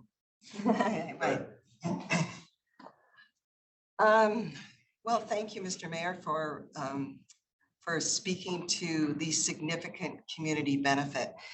I'm not seeing it here. And it's a huge concern for me that there is no affordable housing here, and we're in a housing affordability crisis. I understand from my meeting with the developer that there could be affordable and non-market housing if there is no fire hall. And so my question is, why is this suddenly even part of a staff report? The fire hall discussion was held in a closed private council meeting, at which time no decision was made. Why is it in front of us today? We don't talk about council. Why is this in front of us today? Suddenly this fire hall. The decision was that we wanted to check and see what kind of list of community amenities were the priority of the council. And so in order to do that, you kind of have to put them all on the table so that the council can discuss the potential for whether it's affordable housing commitment or whether it's community amenity like a youth spaces, a rec space, a fire hall. You kind of got to put them all on the table for the discussion. Okay, but I don't see a section here that also includes affordable housing as an amenity. And it should be. It should be. It should be fire hall, affordable housing, or daycare center, or whatever. But it seems pretty clear that if you're going to build a fire hall and outfit it, and thank you for raising those costs because they always go higher than expected. And not only that, but the fire hall is needing extra, as I understand it, room around, space around it for all different kinds of environmental factors. And so those costs could easily be put towards, creating more affordable housing units. And when I say affordable housing, I'm talking about 30% of income. Now, some people have said, well, if we put a fire hall in the new development because we plan to make the old fire hall an affordable housing project, well, come on, it could be 7 to 10 years away before a shovel even goes in the ground for affordable housing at the old fire hall site. Also, where is the business case for a new fire hall? I've seen nothing come before council that's aside from, oh, it's at its end of life. Well, didn't we seismically upgrade it like 2 years ago? How much did that cost? Many years ago. Many years ago, your worship. But it is seismically upgraded.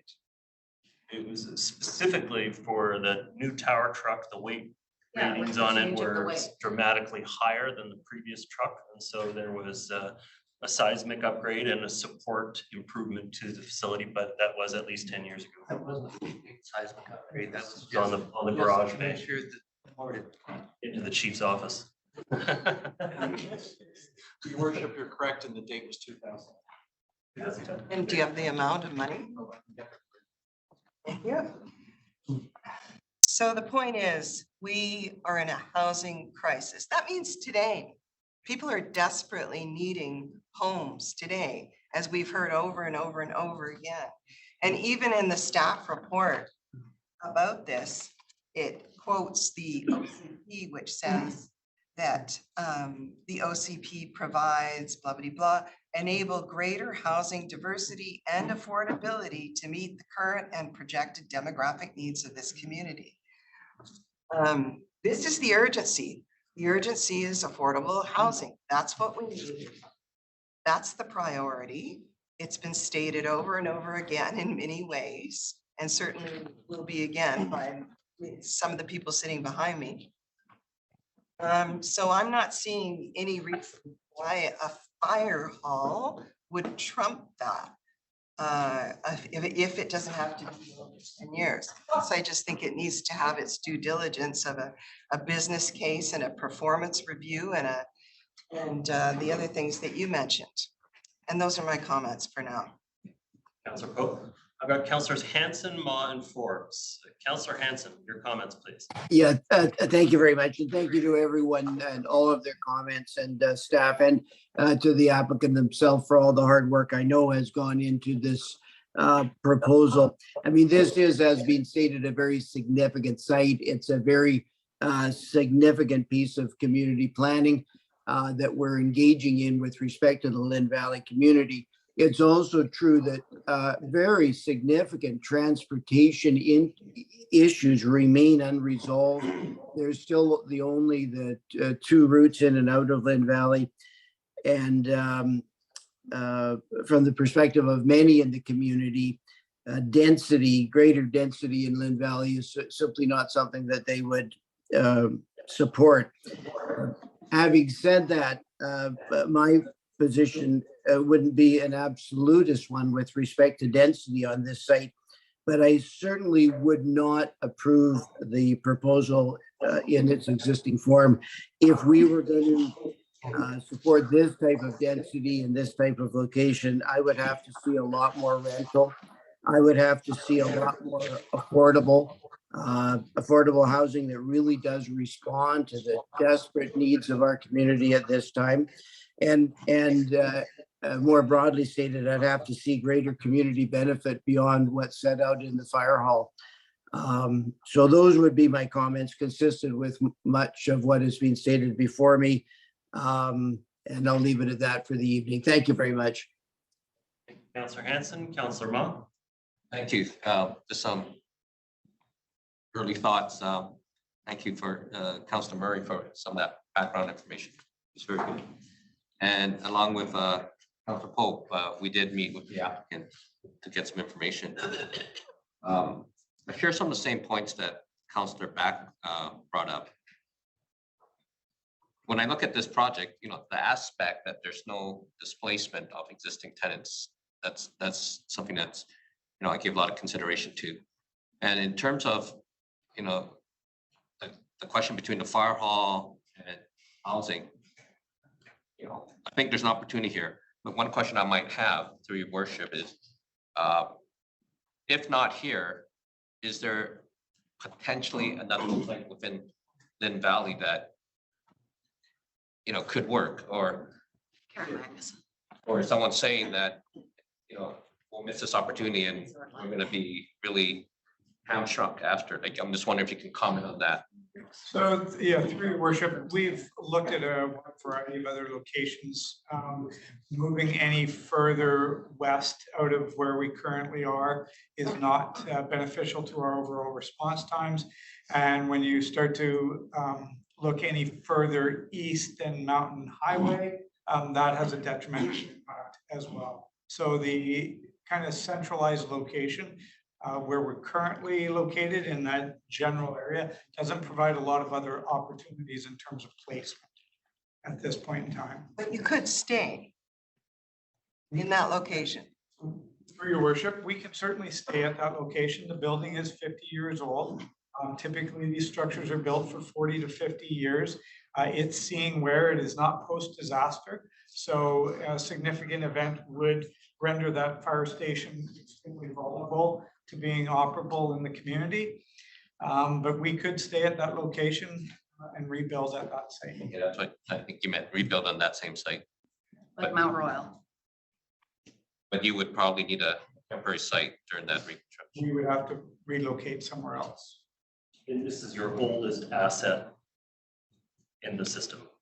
This is the Fire Station 5 would be our oldest asset, which is already on the preliminary design stage, but this is the next oldest, and probably based on its location and the style of building that it is, it's probably the one that presents us with the largest post-disaster challenge. Could we ask the chief how we rebuilt Mount Royal? Fire Hall 3? Not very well, actually, for your worship. It did not work out very well at trying to co-locate response resources with a rebuild at that site. But we did it. But we did it. It is doable. It does have its impacts. Because we've done it before. The next consideration is just the concept more of community building. When I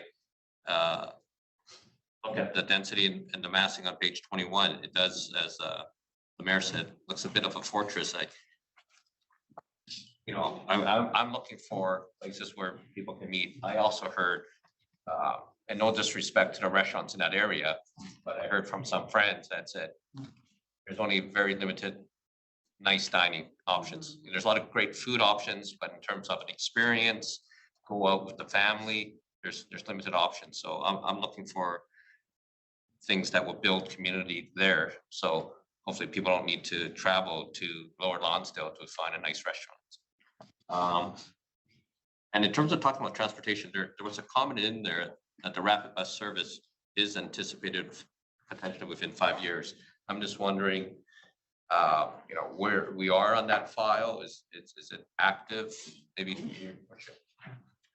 Yes, it was part of the approved 10-year plan approved at the end of July last year.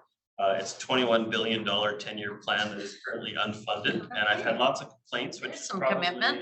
Probably why they made me chair of finance, which is awesome. But it is planned, and I expect that the next investment plan, which is expected in 2025, possibly late 2024, that will be one of the projects that is both funded and committed to in that investment plan. In which case it's pretty rock solid at that point. It's going to proceed, but we have to find a fixed funding source for it. You'll probably know by the end of 2024 the exact time. There's a lot of density there. There is a lot of unknown plans right now in terms of the other projects, because you know there's some other projects that are mentioned in the report. One thing that was missing was, I believe, the Lynn Valley Mall project by Polygon.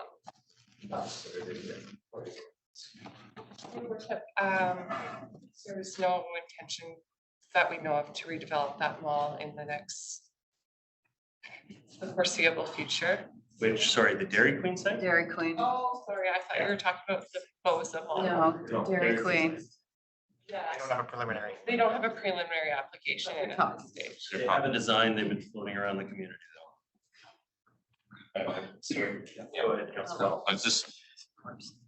I would like some more information. I would like to see, you know, if we could do anything about the massing. But I'd like to also see more information on the fire hall. If this is the best option, I would like to, you know, keep that in there as the community amenity contribution.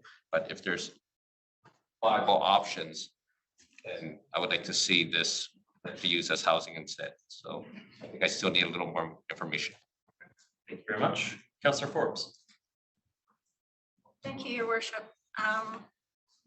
I went through this report a number of times and ended up with 10 comments on it every page. So I made a list and I will just make the points, go through the points that I want to make.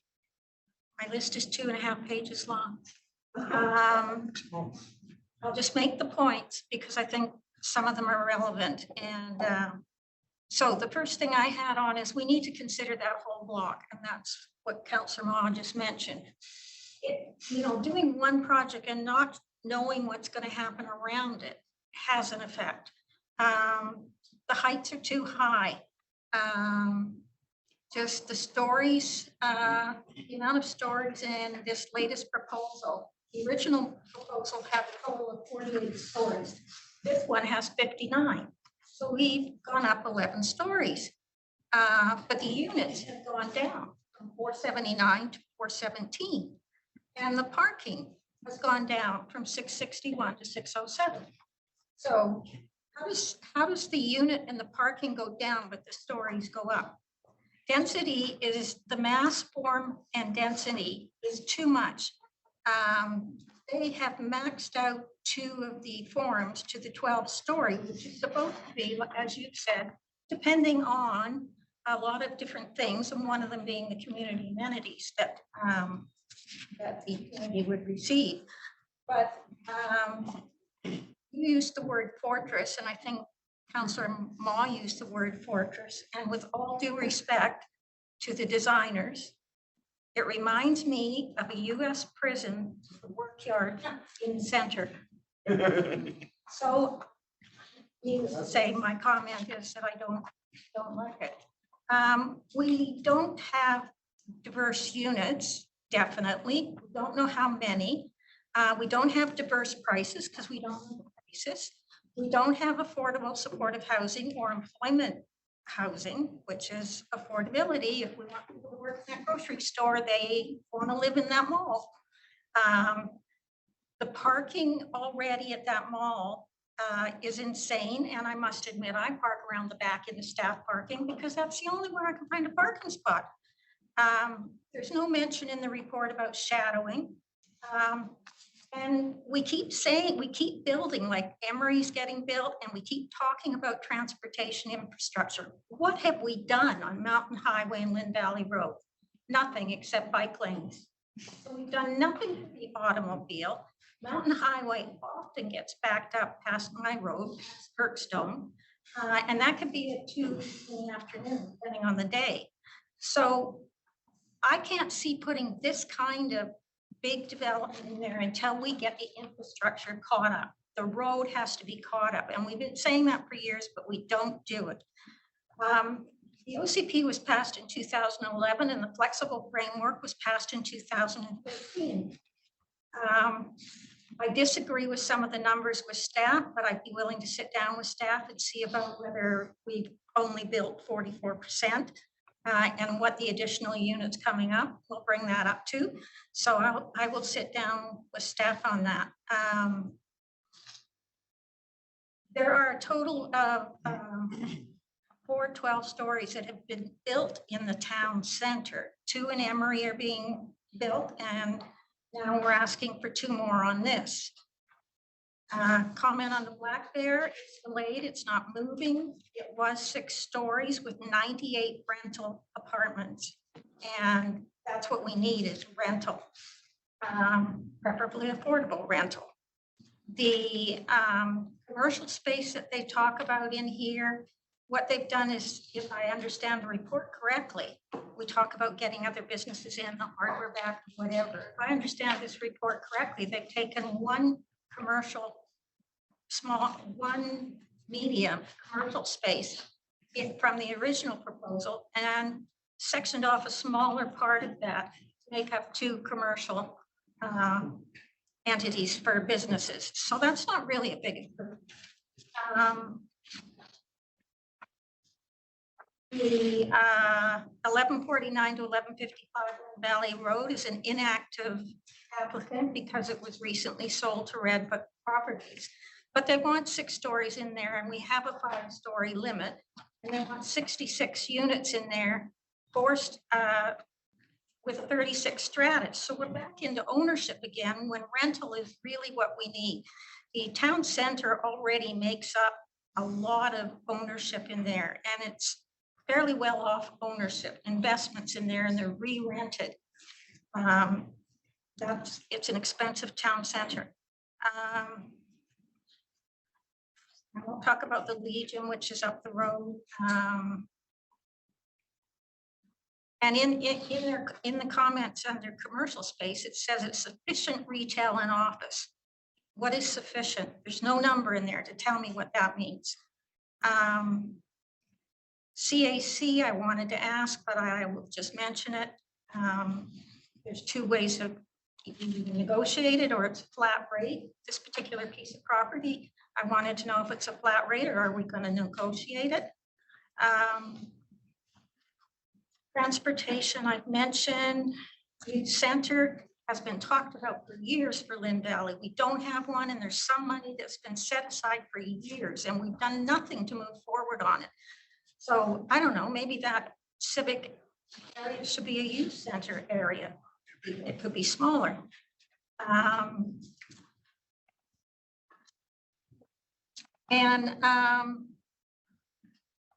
don't think that this new proposal, because of what I've said about the number of stories and everything else, it's not a better project.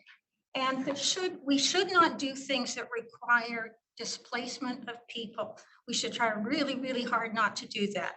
To set that as a good thing is really setting a low bar. To say that this development doesn't displace people is a low bar to meet. You should be trying to do that anyway. The TransLink our space for the bus workers.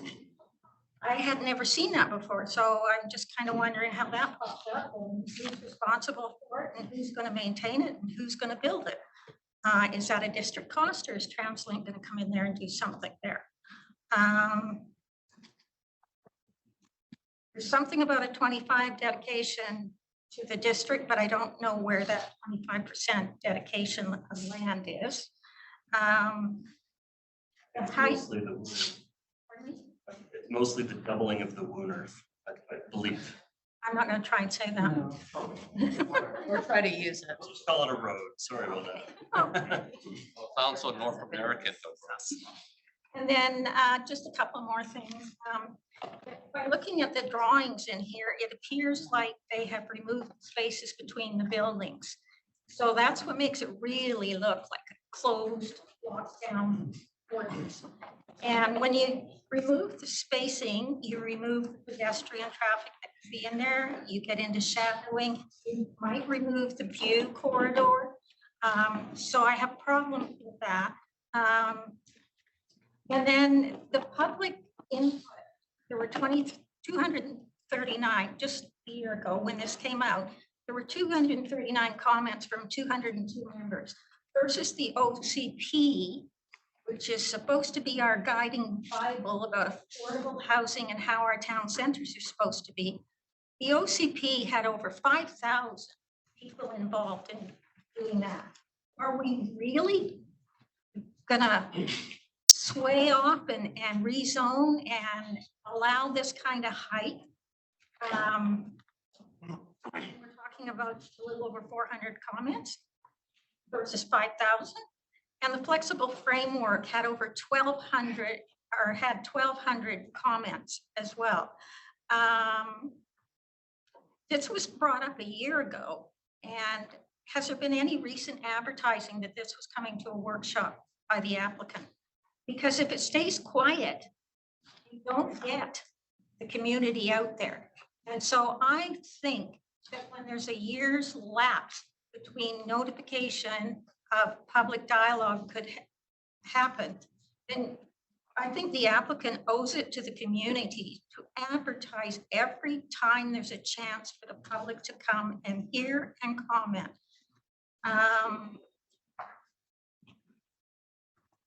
Again, I mentioned 607 parking spaces. That's 3 levels of parking underground.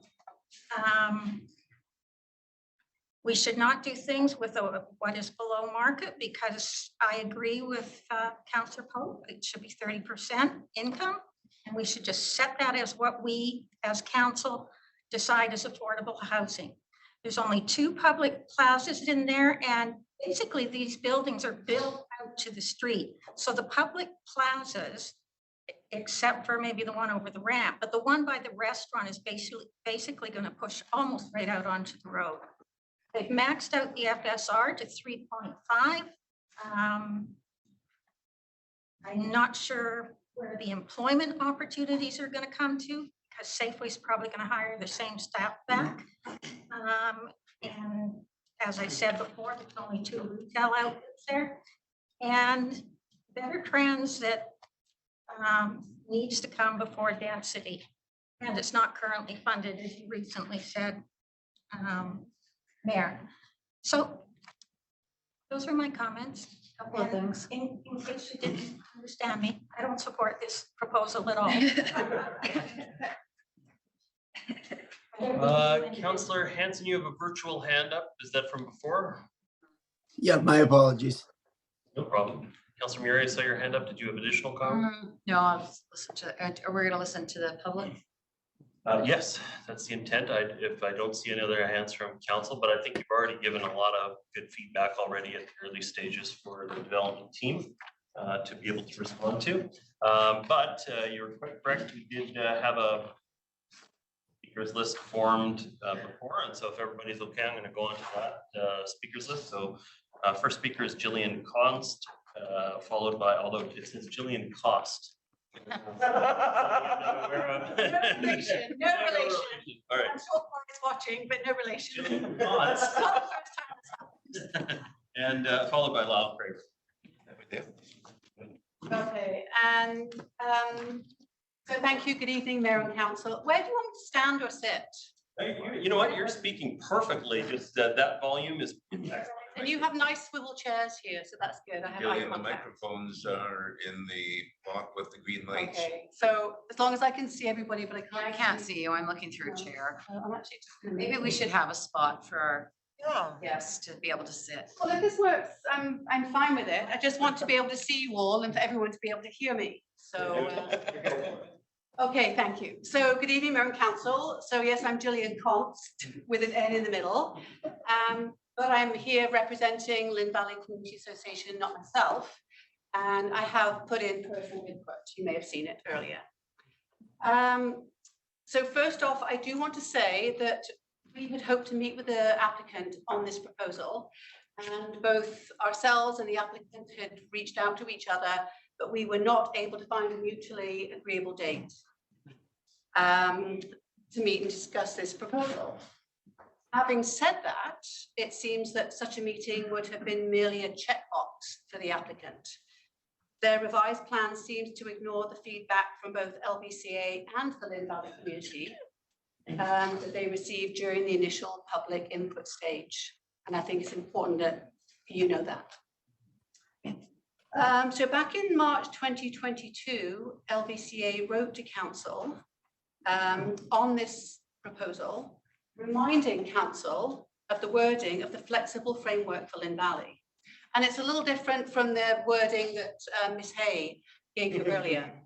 So I'm going to refresh your memory. What it actually says is there will be predominantly 5 stories in the town centre, increasing to 8 at strategic locations. On a case-by-case basis, council can receive community input and review applications that exceed 8 stories. Mayor Walton assured us at the time that there will be no more than 4 such exceptions. So in the proposal you're considering this evening, there is not one building below the prescribed predominantly 5 stories. In the original proposal, the developer was asking for a combined 48 stories, and Councillor Forbes alluded to this. None of those 48 stories were below the prescribed 5 stories. Their new proposal now suggests a combined 59 stories. And again, none of them are below the prescribed 5. And it also seems they're asking for 12 stories on top of a 2-story height grocery store. That would make it 14. Clearly, council is obligated to consider community input on this proposal because the proposal far exceeds what is set out in the OCP and the flexible framework, and there is no significant community benefit. It is clearly not ready to be put to a first hearing. The early input was overwhelmingly negative, and the developer has not really addressed the vast majority of concerns in their second proposal. LVCA has a copy of all the early input comments if you would like to see them, because they've since been removed from the website. In addition, council should not need reminding that between the Bosa residences and the Mosaic Parkside development, the flexible framework has already been stretched to the limit in terms of the number of buildings 8 stories and above that have already been approved and built in Lynn Valley. Remember, we were told 4. And again, I say there is no significant community benefit in this proposal. So there's lots more points that I could make, but I'm respecting the time that I have, which is 3 minutes, and I want to be fair to anybody else who wants to speak. So brief mention of some other issues. The applicant proposes to explore below market housing options. And as has been said around this table, below market is not affordable. Do not be fooled. We've seen that before. Nowhere in North Vancouver has an increase in density with below market options actually increased affordable rental options. The applicant also proposes a traffic assessment. Well, I can tell you, and anybody who drives in Lynn Valley can tell you, we do not need another traffic assessment because we all observe and assess every single day when we're stuck in traffic. Traffic in and out of Lynn Valley is a nightmare, and it's been made worse by the new interchange at the bottom of the hill. I appreciate it's better for people going east to west. It has significantly changed and made worse the traffic in Lynn Valley. And finally, a community amenity contribution should be something that enhances the community. A fire hall is a necessity. It is not a community amenity or an enhancement. So, Lynn Valley Community Association asks you to reject this proposal and ask the developer to return with a plan that respects the OCP and the residents of Lynn Valley. Thank you. Very much. Next speaker I have is Lyle Kramer. Thank you, Your Worship. Most of you at the council table know me fairly well. I've been doing this for 20 years, and I have been very much involved in the creation of the original OCP. A couple of things I wanted to mention. There was a map shown tonight that showed a large area in the center of Lynn Valley where 8 stories is allowed. Wrong. What came up in the flexible framework, which was never in the OCP amendment? Let us be quite clear on that. However, the formula was that the dominant height in the Lynn Valley core would be 5 stories, with consideration of higher being done on a case-by-case basis. Now, let's be quite clear what a case-by-case basis means. That means looking at each proposal individually, and there is no reasonable expectation if every single developer comes through with a density beyond that level. But case by case doesn't mean every single one of them will be approved. That's not what the term means. Couple more things. I noticed that Kelly Bond left the meeting tonight because she couldn't handle, with her experience, that all of you know where this meeting was going tonight. Again, one thing Jillian did not mention is that all but 2 members of the LDCA board are here tonight. And we are paying very, very, very close attention to this. One thing for sure that needs to be known is that if there's going to be heights above 5 stories, then we need the analysis of what's going on. If it's expected to be a community amenity, well, let's hear it. Because frankly, I haven't seen little, if anything, that would indicate any kind of community amenity here. A fire hall is a basic feature of district infrastructure. That's not my idea of a community amenity, and I don't think it is the idea of anyone else as well. Again, we got nearly the whole board out tonight, and I want you all to understand how seriously we take this, because frankly, back in the original founding of the OCP, Lynn Valley spoke extremely clearly that what Lynn Valley expected to see in Lynn Valley was a series of buildings somewhat like the building on the southwest corner of 27th and Mountain Highway. It's a large building. It's 5 stories high. It is a large building, and that, and not this, is what the community has said we will accept. That was true in 2011. That remains true today. And there's much more I could say. And believe me, I could keep going for at least 10 to 20 minutes. No, you can't. We know. Without difficulty. In any case, I would echo what Jillian said. This proposal misses so many marks of things that have been identified by both council and the community as priorities, that it would be a travesty to send this to first reading in its present form. One final thing, in the slideshow we had at the beginning concerning public art around the Lynn Valley Town Center.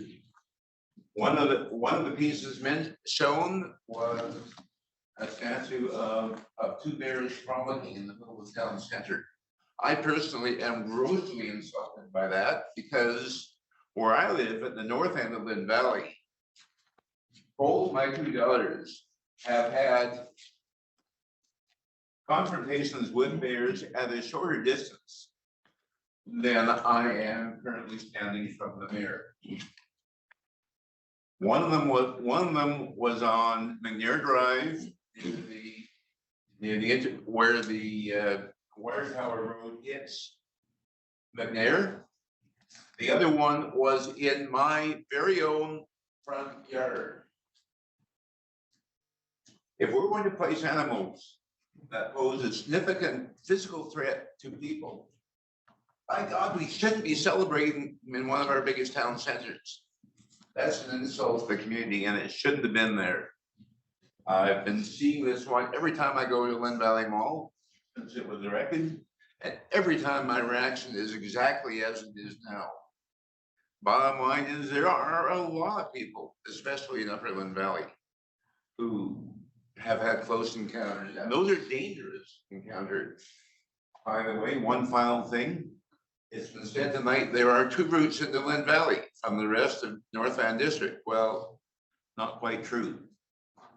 From my home at the top of Lynn Valley, my route to work used to be going down Lynn Valley Road to the Upper Levels Highway and down to Lower Cap. I'm now retired.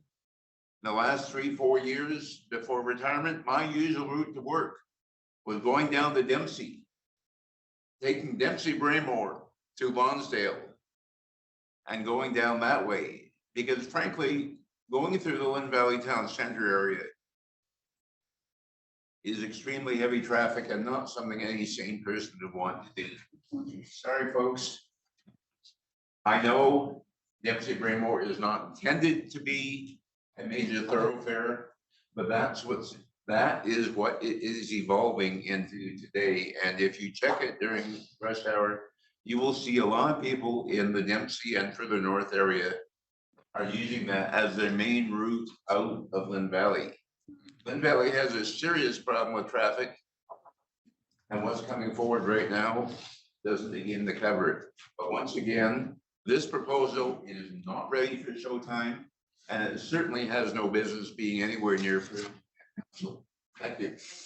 Your comments. Can I just ask a quick question? Is there why do we take down the comments from the public in regards to this application? Why do we remove them from the website? I mean, it should run with the project. Well, I should say through your worship, there's a virtual online meeting webpage, and after about 3 weeks, they come down just to make room for new projects to go out there. It's a separate webpage that we have for the virtual meeting. So there's comments that are written in, there's comments made on the virtual meeting, there's emails sent to council, or like it's the kind of stuff we need on this website and not taken down. Like I haven't had a chance to go through them. So thank you, Jillian. I'll be calling you tomorrow to provide me with public input that was sent to the district. Comments get copied into the report. So the comments get collected and put into the report that is put on the public page verbatim. But when am I gonna get, I'd like that now, not when the report comes forward. Are you posted? Applicant chooses to proceed with the detailed application, there will be a series of public engagement opportunities attached to that when all information is then summarized. That's not the question. This is a very early stage of the conversation. I'll phone you tomorrow. Okay, but probably good to get the public feedback and not have it wait until then to release it. If you have it collected, let's make sure that it's shared properly. Public shouldn't have to go hunting for their own comments. Or the counselors. It's probably, if we do have the summary report, we probably could put that online. Okay. As part of the old summary application. And also that was the only engagement that took place so far. Yeah. That would be helpful. At the conclusion of the preliminary application, we did also circulate all the comments to council at a request by a particular council member. So we have circulated those comments, but we can circulate them again. Make sure they're available to the public as well. Yeah. Councillor Forbes. I was just gonna say, this is an issue that I brought up with communications a while back, because when we send surveys out in Deep Cove, somebody was busy and they didn't go get a chance to look, and then all of a sudden everything's gone and they wonder, why are they taking that down? Why are they hiding it?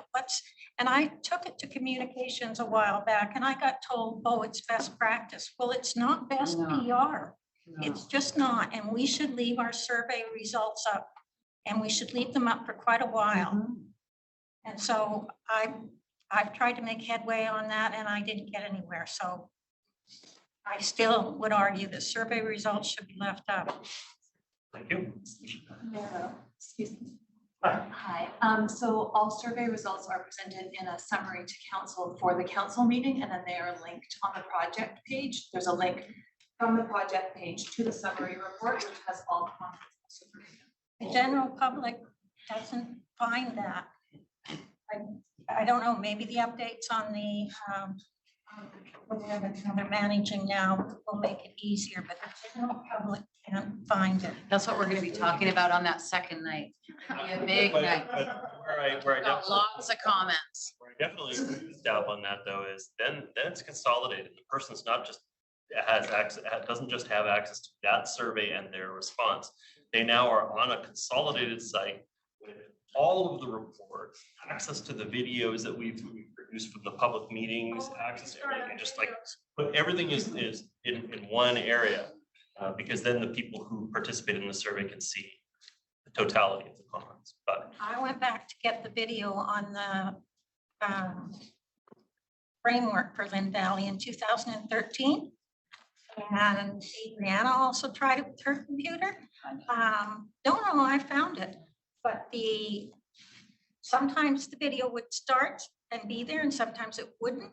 And then on my computer, my personal computer, I got absolutely no sound. Adriana got absolutely no sound. She had pause and start with the video.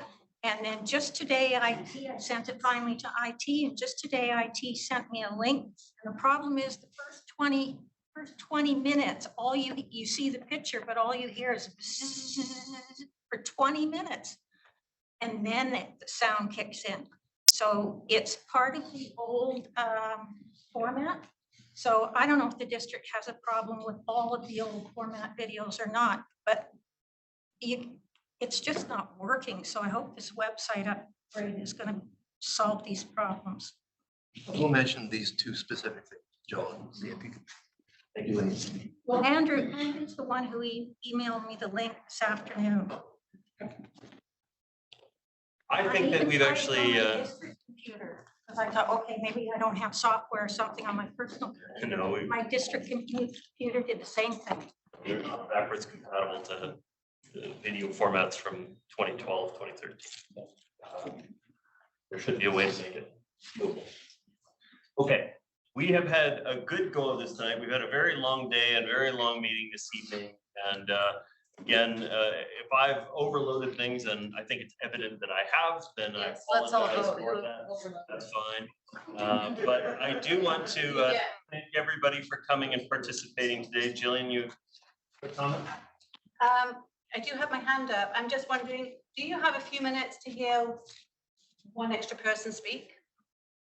Yeah, where are we at? 9:30? Yeah, sure. Yeah. Okay. Okay, thank you. Thank you. Adrian is not part of LVCA. No. Yeah, So, but I think he'd like to speak. yeah, I'm not part of LVCA, but, well, come election time, I did go to their event where the councillors and the mayor had a chance to speak, and essentially I voted based on the comments and campaign commitments you all made at that time. Essentially, I don't have a vote anymore. Yeah, I have a voice, but I've passed my vote on to you guys in the future. So what you said there is how I can participate. I'll just get right into it. Mayor Little, So the question posed at the meeting was, do you support increasing density in Lynn Valley in the light of our infrastructure deficiencies, schools, recreation, water supply shortage, healthcare, traffic congestion, lack of transit? Yes or no? If yes, how do you plan to resolve these deficiencies? So these are just some of the excerpts from that meeting, which I made my vote. Mayor Little said it's hard to answer this as a yes or no. The reality is sometimes it is beneficial to support development to extract particular benefits for the community. The benefits I'm going after are deep dive social, affordable housing in this community, housing for persons with disabilities, and caregivers, because we are absolutely deficient in providing those kinds of things in our community.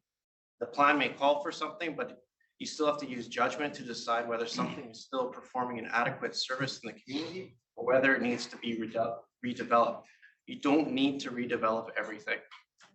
And my comment to that, Mayor Little, is this development does not deliver the affordable housing and housing for persons with developments and their caregivers that you said you would support to get elected. You said you were a modest growth guy in your campaign, and this is not modest growth. Next to Councillor Hanson. The answer was the correct answer is no. I do not support additional density in Lynn Valley until there is improvements in infrastructure, transportation infrastructure. For heaven's sake, it's the largest concern of so many people that I have spoken to in Lynn Valley, the inability to get around. Where do we get the idea that we can just increase population willy-nilly without a sustained program of infrastructure supports behind it? And my comment is we still don't have adequate infrastructure, and the problem is getting worse, not getting better. More density will make the situation worse. Lynn Valley has already grown too fast. It needs infrastructure and the time to build it out now, not more density now. Councillor Ma, your answer was, my answer is generally yes, to have density in the town centers, but do we need to do it? We need to do it concurrently with TransLink and other partners to improve public rapid transit to and from the North Shore. One of the key things in terms of additional housing is the form it takes. It doesn't have to be all condos, you know. You're not building these high rises. We need to build community, and we can do that by having mixed forms such as townhouses and low rises. But this is also the form, but it's also the form of tenure. It's not only ownership and rent, it could be co-ops, could be rent to own. And in terms of purchase, is it supportive housing? Is it for seniors? Is it for housing for women fleeing abuse? Or can it also be for entry level for young families? And I'll remind you, Councillor Ma, that there's only a bus and C-bus for transit and outdated overcapacity bridges. There are no real rapid transit options such as SkyTrains, nor has there been any approved funds set aside for real rapid transit or improving bridge infrastructure. How rapid is a rapid bus if the bridge and all roads leading to it are gridlocked? Further, the development is a far cry from the type, tenure, and purpose of housing you said you would support in your election campaign.